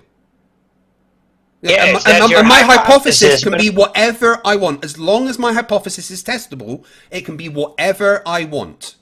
Right? So my hypothesis as to the reason the storms turn the way they do is because we are on a rotating globe, right? That's what we expect would happen if the Earth is a rotating globe, is that storms would do that. So that is my hypothesis. Well, that's reification. Again, scientific method does. The scientific method doesn't care if you think things are a reification. The scientific method does not care about that. And it doesn't care if you think something is a phenomenon of something else that isn't even what you're experiencing. But again, the scientific method disagrees with you. The scientific method doesn't say that your observation has to directly link to your experiment. It's a process. One thing leads to the other. My observation, storms, rotating in different ways. The reason I think that happens, which is my hypothesis, is because the Earth is rotating. That is a valid hypothesis. Back to Modens-Tollens. Again, the scientific method doesn't care about that. The scientific method does not care about that. Stop, Cuddles. Jeez, let him talk, please. The scientific method does not care if you think something is reification. The scientific method does not care if you think something is a fallacy. The scientific method is simply a method that you follow to get to a conclusion. That's it. And it My works. hypothesis can be whatever the Does, fuck I want because it there's to be. a null, and that's why there's a null, though, because the scientific method my null does hypothesis care. would be the Earth. Yeah, my null hypothesis would be that the Earth isn't rotating. But you don't have The to try and scientific prove it. method works, period. Yeah. And the scientific method Well, doesn't you care can't. if you You think can't it's a fallacy. stand on the thing. You can't stand on the thing and then go, "Hey, I think the thing that I'm standing on is moving." Especially when you have a vestibular system in your head that you works tell me based where on rotational movement under your feet. Could you tell me where in the scientific method it says that I can't do that, please? You're not using the scientific method yet. Well, I was using the scientific method. Yeah, not even close. No, I've used the exact scientific method. A scientific method. No. but not natural science. I was using the scientific method, the basic version of the scientific method that you learn in high school. Observation, hypothesis, prediction, experiment, analysis. That's it. Right, experiment with the phenomenon. No, to stop the phenomenon. Could you cite to me the cause? Could you cite to me where in the scientific of method the it says that you phenomenon have? is? Right. Could you cite to me where in the scientific Yes, method? because Wait, hold on. Let me ask my question. Could you cite to me where in the scientific Are method? you fourth time Wait. ask it. Let me We've ask heard my you. no. Let me ask my question and then speak. Okay. Could you please cite me where in the scientific method it says you have to experiment on your observed phenomenon? Am I lagging or is he lagging? Because when I do talk after he shuts up, he cuts me off immediately, and I got jumped on. So I don't know if it's me that's just Craig. or him. That's just him. I was just It's asking Craig, you a right? question. I mean, it's both, right? You know how to have a normal conversation. You got to But I can only yell at you, Cuddle. Maybe I can just ask the question once more and you'll be able to hear it. So, Cuddles, can you hear me?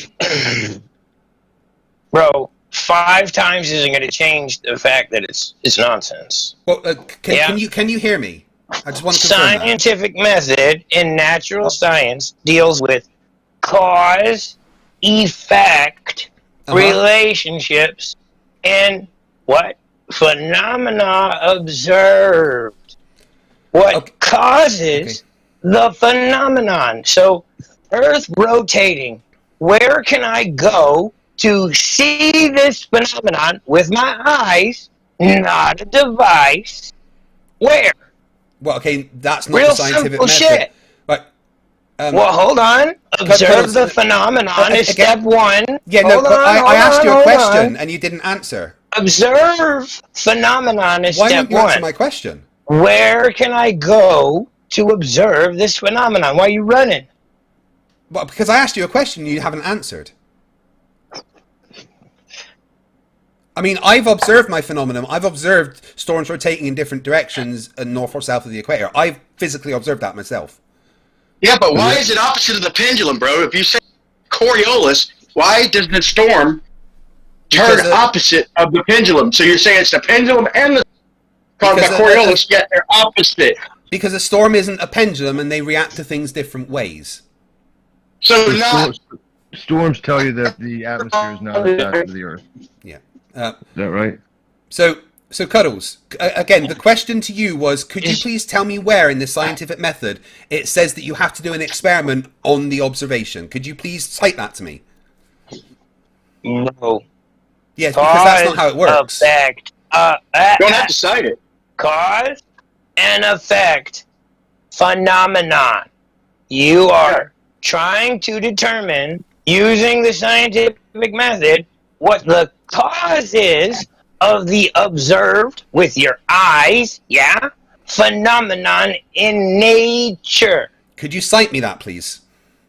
So where can I go see Earth rotating naturally? What vantage point do I have to go to observe this alleged phenomenon you're trying to reify that wasn't with my some observation. shit that has nothing to do with nature nor a phenomenon experience? Yeah. Okay, so again, that's all completely wrong. I've made an observation. Storms rotate in different directions, north or south of the equator. We all agreed. Wait, I'm still talking. We all agreed that that was an observation. Every single one of us agreed that that was an observation. All right. No, I'm telling you right now, that is not an attached to the Earth. Wait, hold on. No. Wait, who told me that wasn't? Who told me that seeing storms I'm telling rotate? you right now that storms, I've posted 100 times that storms don't always go in the same direction.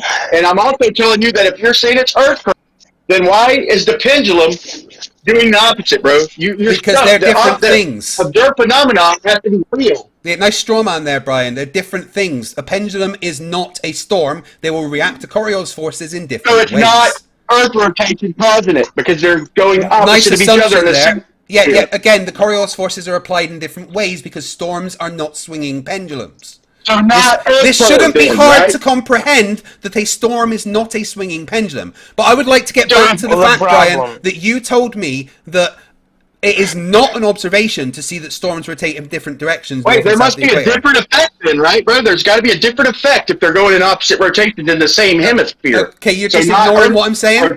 Are you just going to ignore what I'm saying and talk through me? Is that right? Well, you're saying... I mean, you've been doing it, shit. in order to falsify that it's Earth spinning, that we would have to observe a hurricane going, the opposite direction. And Brian's saying, "Boom! We observed that, therefore not Earth spinning." I mean, but again, Brian has already had this discussion with me too. Yeah. This is the greatest hits of Brian Leakey. He keeps lying. He's heard my discussions with other people, and when he says something we've actually discussed, say, yeah. Discuss it. Prof. Phil Bell and PhD Tony, 100% that is going to happen. Right, I'm going to bring up the just diagram. because we've discussed it, is that your answer? We've discussed this before. Is that your answer? Right, I'm going to bring up the diagram that I drew at the time. I'm going to bring up the diagram that I drew at the time that we had this discussion, and you'll see the date stamp on it from months ago. Hurry up. The problem is there's no phenomenon observed, so there's no experiment. I told you you're not manipulating anything to do with a phenomenon. You don't manipulate the phenomenon. Yes, that's not how your modus tollens.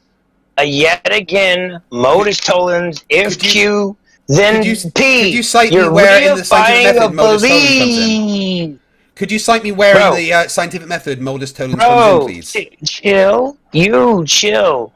No, I'm just asking a serious question. Could you cite me where? Oh, bro, it can't be Earth turn if they're Brian, I'm asking a question. Shush, Brian. I'm asking a question.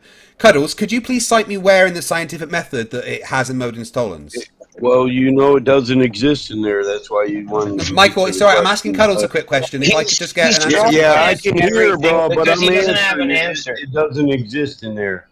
I'm going to cut that bullshit short. Right, so there is no modus tollens in the scientific method. Brilliant. Right, so we don't need to talk about modus tollens. I answered that. So we don't need to talk about modus tollens whilst I'm talking about the scientific method. Modus tollens is illogical. Right, but you're creating one.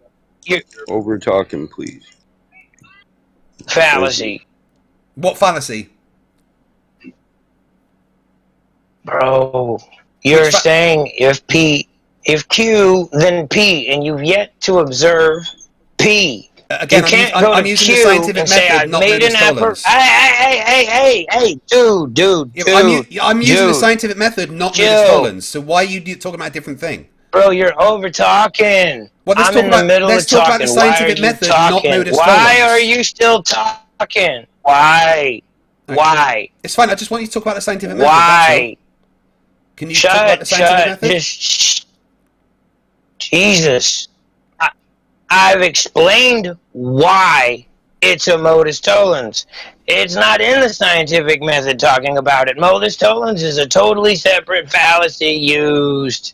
Modus tollens isn't the fallacy. It's used in a reification the way you are. It is a fallacy. No, modus tollens isn't a fallacy. I don't know who told you that. It's a philosophical Okay, so then concept. where? Yeah. And again, it doesn't So then matter where in the scientific can I method. go? It's irrelevant. It's logic, Okay, so right? where can I it's go relevant. to see moving? It's really simple. Where do I go? I didn't say you could go anywhere to see the Earth moving. That wasn't my observation. So.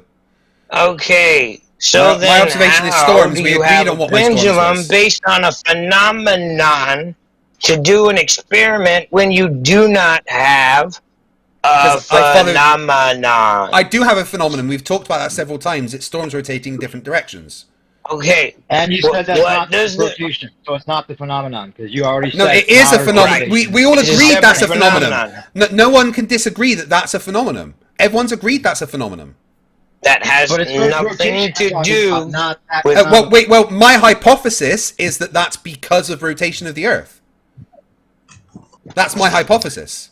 Yeah, and if How the you- Earth were a globe, then manipulate the rotation hurricanes of could never spin clockwise both north and south of the equator. Ever. My question Exactly. is, how are you going to establish a cause and effect relationship?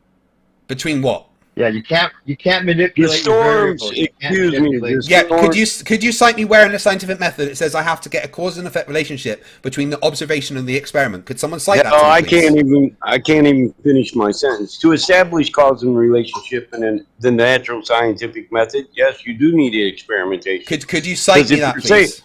Excuse me, I'll do that, but don't interrupt me. So the assertion that this is the cause and the effect, that doesn't do anything. That's not science. We actually established that, and you know this. You're being obtuse. No, For the nothing purpose that of- I have done is wrong about the scientific method. I would like you to cite me the things that You're you are being claiming about the obtuse. scientific. In what way am I being obtuse? By following the scientific method. Oh, I'm sure you know more than one: inductive, deductive, natural. I'm sure you know this method. And you know in the natural science, when you observe a natural phenomenon, you establish a cause and effect relationship to experimentation. No, you don't. That's not how it works. That's not the scientific method. That's wrong. It is the natural scientific method. There's no such It's thing not as the in- natural scientific method. That's not a thing. It is. No, it is. Could you Natural cite? Could you science cite is me? the- Could you please cite me the natural scientific method? Yeah, but what you're going to do is stop. Yeah, but the way he trying is to describing it talk is over not me. the scientific method. The scientific method Wrong. says observation, Listen, hypothesis, dude. prediction, experiment, analysis. I have given you my observation. I've made a hypothesis. I've used that hypothesis to perform a prediction. I've used that prediction to create an experiment, and then I analyzed my experiment. I followed the scientific method 100%, and nobody can say that I haven't. Okay, define experiment. Define experiment. Yeah, how do you define experiment? What experiment did you do on this hypothesis? The Foucault's pendulum is the experiment. The Foucault pendulum is it can't be the Earth's rotation, bro. So, because the Foucault Sorry, pendulum one is at a time. One at a time. One at a time. Let me see if I get this straight. Foucault's pendulum is the experiment for the rotation of storms, not the storm. Foucault's pendulum is an experiment to test my prediction. On the pendulum, not the storm. You really don't know how to And it's opposite. You're predicting. My hypothesis, right? Maybe you need to make right. My hypothesis is that the Earth is rotating, and that's the reason that the storms are doing what they're doing. If that is the case, I'm going to form a prediction. I'm still talking. I'm still talking. I'm still talking. Christ, man. If that is the case, we all know. If that is the case, that the Earth is rotating, then the prediction is that there will be Coriolis forces applied to moving objects. If that is the case, I can use an experiment to test that prediction. My experiment to test... I'm still talking. My experiment to test my prediction of things moving having Coriolis forces applied to them is the Foucault's pendulum. Yeah, you observe it. Well, how do you manipulate? Independent and dependent. Yeah, that's One what I at a want to time. know. One at a time. Guys. One at a time. We make an observation with the pendulum, but how do we manipulate the variables to establish this cause and effect relationship? Quite easily. That's right. What makes it an let me answer the experiment? question. Let me answer the question. Right. The parameters of the experiment are that the amount of the drift will relate to your position on Earth. The amount of drift, you will be able to have a correlation between that drift and your latitude on Earth. Okay, that's what you get. Wait, let me finish. Don't interrupt. So the just cause is okay. Right, Shane, I'm trying to talk, and the cause is the place on Earth. Again, and if you want respect, you have to give it. No, I it's give fine. what I get. Yep, that's exactly what I do. If you want me to answer, then shut the fuck up. I do the same thing. Yeah. Yeah. Okay, so do likewise. Right. Yeah, I do what you guys do. That's literally how I work. So if that literally you don't. It's literally how I work. Everybody knows that. Now shut the fuck up. Right. So the parameters of the Foucault's pendulum experiment are that the drift will correlate to your latitude. I'll start again. The parameters of the no, I'll start again. The parameters. No, bail out and just leave Craig here by himself. I'll just start again. That's fine. So the parameters of the Foucault's pendulum experiment are that the drift of the swinging pendulum will correlate to your latitude, right? So if that's the case, your independent variable is your position on Earth. Your dependent variable is the amount of drift. So you manipulate your position on Earth to see if you get a different amount of drift, which will verify your hypothesis that the Earth is rotating. That's how no longer the storm, then. No longer the storm. Let me finish.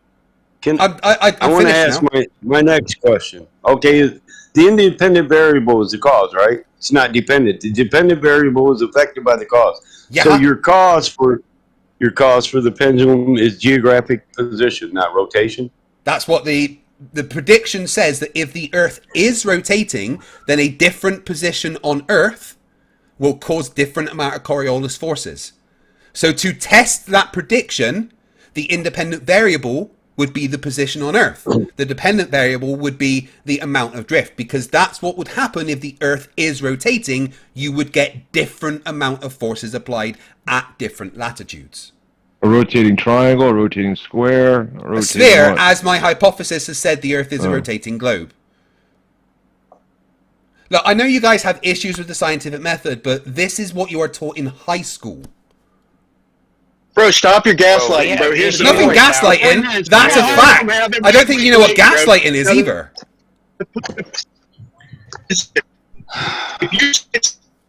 Yeah, Brian, how about getting a mic that works, dude?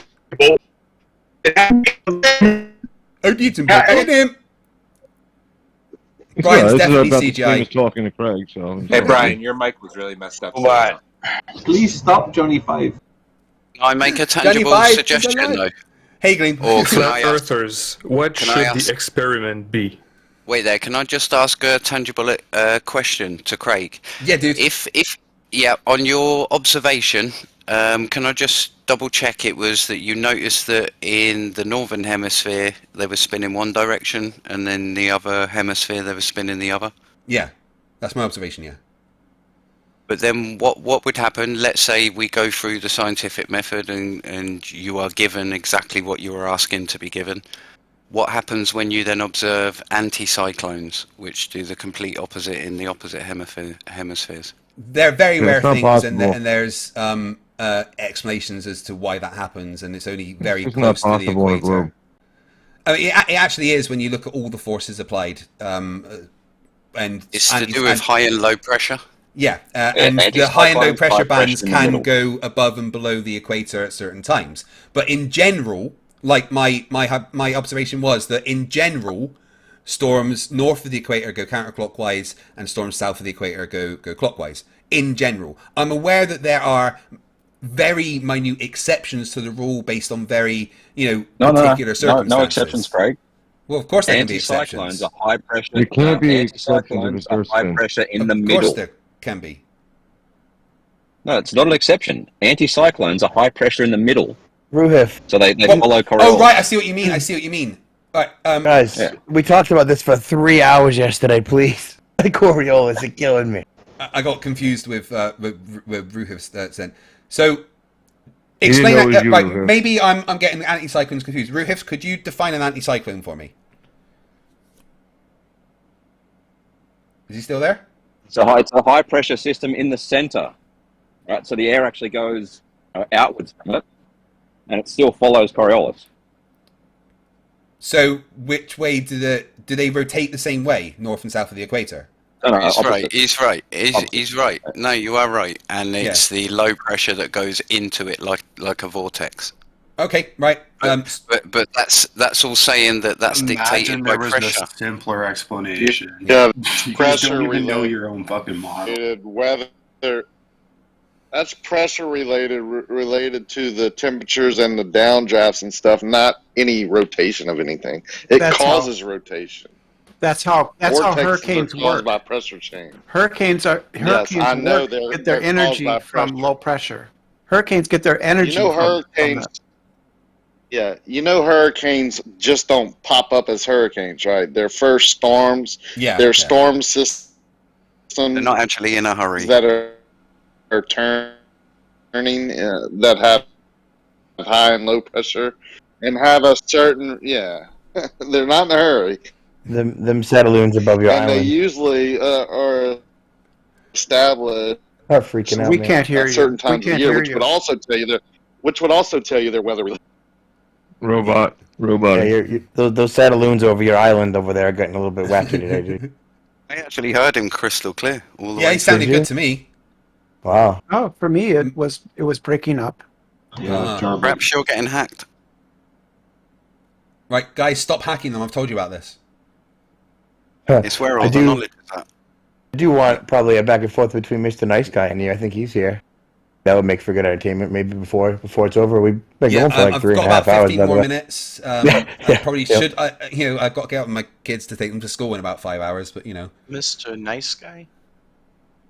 Flat Earth Data, I think, is what we call it. I don't know if someone renamed him or he renamed himself, so I don't want to change it. I was gutted that Cracker ran away so quickly. Oh, he came back, I think. He was very angry with me. Well, you did treat him like a little child. I mean, it's kind of how he needed to be treated, to be fair. Well, it's like you poked the bear like 7 times, then it swiped you. You're like, I'm telling. Shane, hey Shane, what's your justification for your biased moderation policies? I do what I want, Brenda. Right? It's not a Glober. It's not a Glober event. It's a Flat Earthers versus FTFE event. If it's FTFE versus all the Flat Earthers and all the Globers chime in all the time, it's genuinely chaos, right? So we had that event. That was yesterday. We had a good 5-hour chaos. Today's not that. That's all.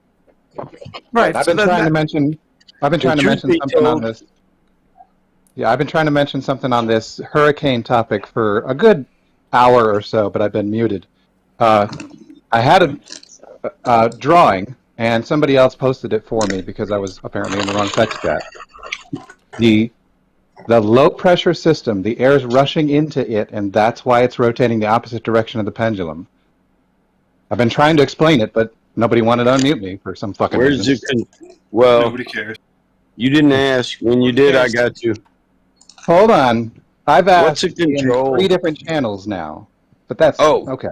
They don't want to hear the truth. You're on the They're wrong not here channels. to get the truth. They're here to abuse Brenda, people. shut It's up. because you're literally the only people. All right, let's not just everyone start arguing about. Listen, we literally let your boy interrupt everybody and shit all over the whole lobby. So just get over it.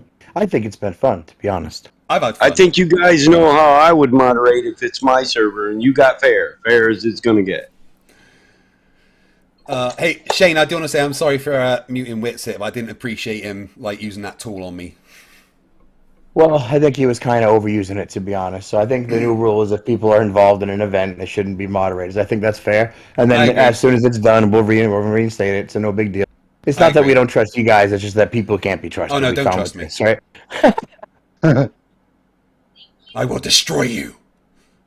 If you give someone a tool, I will use it to my advantage behind your back. I'm sorry, there's nothing I can do. Yeah, I mean, I get it. No, you're the one in charge. I appreciate that you make me moderator here, and I overstepped my bounds by muting him. It was retaliation, me being a bit childish because I felt like it. So you know. Yeah, man, a little bitch actually, right? Because you did it like 43 times in a row. I literally. I know. I'm sorry. Why didn't you remove? I was a little bitch. Why didn't you remove Witsit's mod powers? You only removed Craig's. We didn't. We didn't. Again, Brenda, like the answer to all your questions is just going to be, I do whatever I want. So you can keep asking them. I don't know what to tell you. All right. Excuse me. Are you going to take my mod power when I kick her out? Only one way to find I'll out. take your mod power. I'm going to do like a Doctor Strange thing. I'm just going to absorb all your mod powers and become the Uber mod. That's how that works. I just try to be. Yeah. I mean, to be fair, dude, we had like 85 people in here at one time, Yeah. so it's kind of a shuffle to moderate that and get anyone to talk, right? It's real easy to sit in the voice chat and cry about moderation. It's another thing to make everybody act like adults. I'm not a babysitter, so I'm not very good at it. You don't do that. You don't do that. You allow flat earthers That's to right, act Brenda. like children. You don't. So you don't act. We do make the people same act for like you. adults. Who keeps unmuting Brenda? How can I I make wasn't somebody muted. act like an adult, Brenda? This is why we just keep letting you shit on the lobby. I mean, the very fact that you get to talk here it just defies what you're saying. All right, guys, I think it's probably about time to call it a night. Look, I know I can get aggressive and angry and stuff, but you know, it's all part of the fun, and I appreciate that you are letting me come into the server and do this. You don't have to do that, and I really do appreciate you letting me come in and have these conversations. I find them incredibly fun. I don't agree with any of you. I may think you're stupid, but you know, you think I'm stupid, and that's cool. Yes, you know, that's what I've Were been you saying smart? all Were you along. smart enough, Greg, to turn off your live stream while Witsit was destroying you? Oh yeah, Speaking I of had to stupid. hide that from the internet completely. You know, Well, I'm, I mean- I'm currently going through it and editing out all the bits with Witsit in, so I don't look like an idiot. For like 3 hours, you're gonna have like a 4-minute video. Yeah, that's I all. mean, That's all that's left. Yeah. You I'm you sorry. do have the 1v1 up there still, right? You didn't take that down. No, I took that down. I hid that ages ago. I couldn't let everyone see Witsit destroying me. God, Yeah, you think I am an honest no. person? I'm not going to leave videos up that show me Luke. No, I'm kidding. Seriously, thank you very much, guys. I do appreciate it. I'm going to come back in next Monday and have another conversation with you guys. And I hope that it's just as fun. So thank you, everyone. I'm going to take my leave and read my super chats, and have a good night. Thanks, man. See you next week. See you later. Well, people, what fun. What fun. So, here's the thing, right? I don't know a lot about relativity. Of course I don't. You know, I've never studied that. I've got a bachelor's in physics. You don't touch it. And so my performance when I am debating relativity isn't, you know, I'm not going to have the answers. I'm not going to, you know the ways to debunk everything that he's saying. And Whitsitt is correct in a lot of the things he's saying in context very specific to certain things, but the conclusions that he's reaching are very wrong. And it's actually quite easy to show why they're wrong, but I still want to be able to do it in the most succinct, the best way possible. So I'm taking it upon myself to learn a lot more about relativity. I see that Professor Phil Bell and PhD Tony have offered to slap me about a bit and teach me a lot about relativity. I 100% accept that offer, and I'll contact both you guys to arrange a conversation maybe later this week or as soon as you're both ready. But the thing is, me not knowing all the answers about relativity doesn't change the fact that I'm right about all the things I say about the Earth being a globe. You know, I'm not going to sit there and argue about something that I don't know that well. That would be stupid, right? It'd just be two people who don't know what they're talking about arguing past each other. And maybe that's the mistake I made the last time I spoke to Whitsitt, is that I let him go off on this relativity tangent, which is, it's almost a non sequitur to the entire thing. You know, it's a way for him to avoid the fact that we've got empirical measurements that show that the Earth is a rotating globe. But the best way for me to counter Whitsitt in particular is to learn a lot more about relativity. So I'm going to take up the offer from PhD Tony and from Professor Phil Bell, and that should be a great stream. I see you in the chat, guys. You're going to bill me for a new brain since my current one died to the dumb you exposed it to. Mandarot says, never admit that you don't know something to a childish flirt. Now, that's the thing, right? I'm more than willing to admit that I don't know something. You know, I don't have an encyclopedic knowledge of everything related to science. I've had to relearn a lot of the stuff even for this basic argument, but not knowing something doesn't ever mean that, you know, you've lost a debate about the flat Earth, because it's impossible to lose a debate about the flat Earth. Hey, you might lose a debate about relativity, but that in no way debunks the fact that the Earth is a globe. Yep, Professor Phil Bell, absolutely. We want everyone to learn about special relativity. Send me an email and we'll get that sorted, all right? So I hope you've enjoyed tonight, guys. That is going to be what happens every Monday from now on. I'm going to go into that server and have a bunch of fun. Man, teaching about the scientific method is always a fucking killer. Like, I see a whole bunch of super chats, which, again, blowing my mind. There was like 700-800 people watching at one point. Again, blowing my mind. It's coming up to Christmas. There's a cost of living crisis, and you guys are still supporting me. I can't thank you enough. The Snark for €2 says, take the mic out of your asshole. Well done. Yeah, Demok needed to do that. Eon Dust, who's been a member for 16 months, says, help, my brain has fallen and I can't get up. Not That Luke Perry, who's been a member for 1 month, says 3 minutes in and the first facepalm concussion could be a new record. That is, again, stop sending me lawsuits. The thing is, all the FTFEs you've watched previously, they're dead and I'm a new clone. So technically you can't sue a dead person.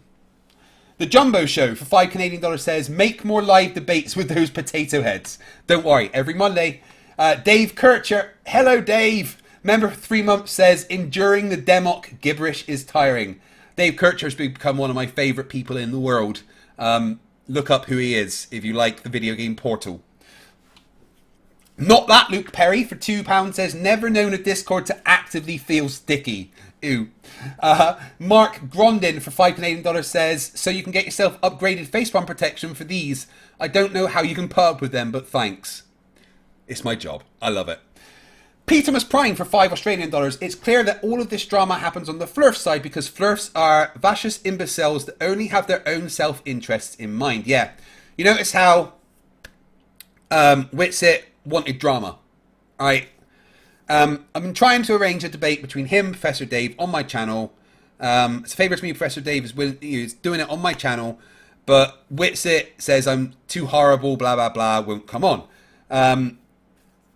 There was something about someone offering him money, and I don't want a Flerf to be paid to come on my channel, because that sets a bad precedent, really. And I said, I'm not hosting a debate if the Flat Earther is getting paid to debate on my channel. I don't think that's fair on other people that have debated and stuff, you know.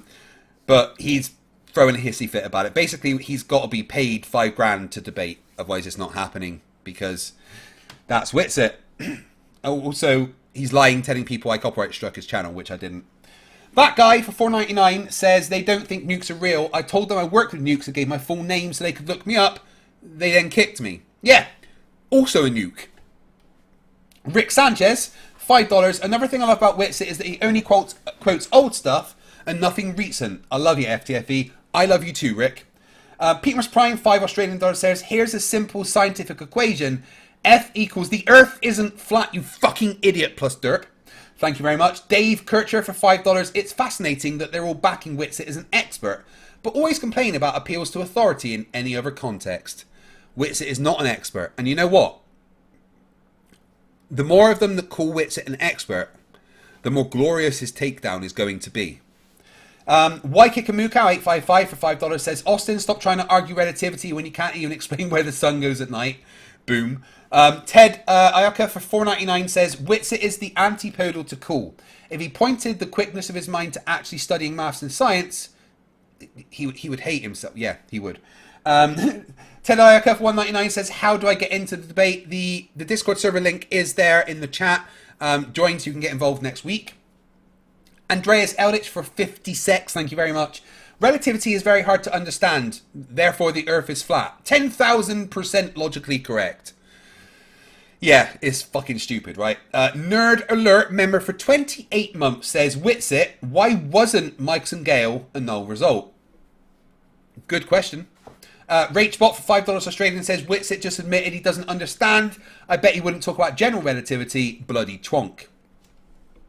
Connell Silver, $5 says, apparently Austin is afraid of having other people talking. He never took a breath and I found myself muted. No less than 3 times this debate. Don't you love how they constantly complain about me interrupting them? But can't stop doing it themselves. Tim Pryor, $10. Oh no. Pardon me. Fucking hell, I'm sorry.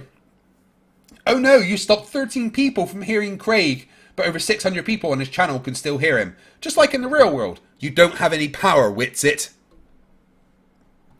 Jake the Surgeon, $5. Sorry, can't stand Witness talking. Gonna have to bail. Have a good night. Yeah, it is kind of like a fucking earworm, right? Tim Pryor, $10. Craig, seriously, start demanding from them what they're demanding from you. Make them give evidence for Flat Earth and not talk about the globe. They do this every time. I tried. That's what I was saying to Cracker over and fucking over. And all he did was run away. So long, ran out of my thing on the behind. Skycloud Observer, member for 20 months, says, loving the Discord saga. I'll need a better, another title for episode 4. Earth is Life for $5. Witsit, when are you going to admit that you're wrong about the speed of jet streams and Southern Hemisphere's flight heights? Witsit can't ever admit that he's wrong. Tim Tully for $5. Nice word salad with stupidity dressing on the pendulum. Yeah, they're never going to get the pendulum or how it's an experiment or what the scientific experiment is or what experiments are or what variables are or what hypothesis is or an observation or how modus tollens and fallacies don't ever debunk any of that stuff. Connell Silver for $5 says, to be clear, Witsit gets basic things like orbit and rotation wrong, then gets upset if you correct him or question his credentials. Pat in the chat, member for 10 months, says, wubba lubba dub dub! Episode 9, I get to watch tomorrow at 9 PM. So fucking annoying being in the UK. Stringer News 1 for $5. Witness word salad, now with more aether. There was never any aether to begin with, so no aether. Samuel Green, $5. Thank you very much. No message. Then Stringer News 1, another $5. Right now, Einstein is wishing his name was never associated with the words thought experiment. Yeah, Einstein would hate flat earthers using him. Stringer News 1, $5. Don't do drugs, kids. And if you think your sister is cute, use a condom. A Stringer News 1 for $2. Flat Earth modus tollens. If pee, then drink. Oh my god, I can't believe that. So you don't need the toilet anymore. Why? Because your body has reabsorbed all of what was contained in your bladder that you would consider waste. Well, it's not waste, or your body would, there's no way it would reabsorb it. First sample, transparency, subpar.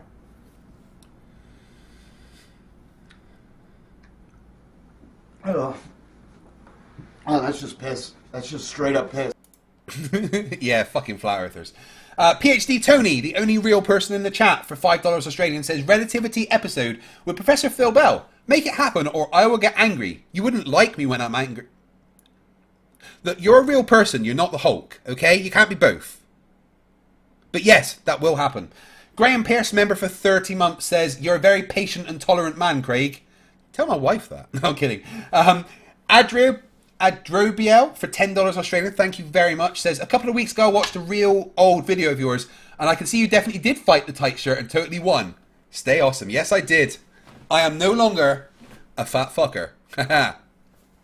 And then Industrial Nerd for $2, what is your favourite flavour of Hot Pocket? I don't like Hot Pockets. They're disgusting. Thank you very much, everyone, for watching. It means the absolute world to me. I'll be back in a few days with another stream, and I'm working on the new episodes of Flerfs Idiots as we speak. It's been fantastic. Look out for a new episode of Debate Shorts in the next couple of days. A real good one with Lemon Bird. But for now, thank you all for watching, and remember that stupidity is not a right. Fight the flat earth. Fight the flat. Fight the flat.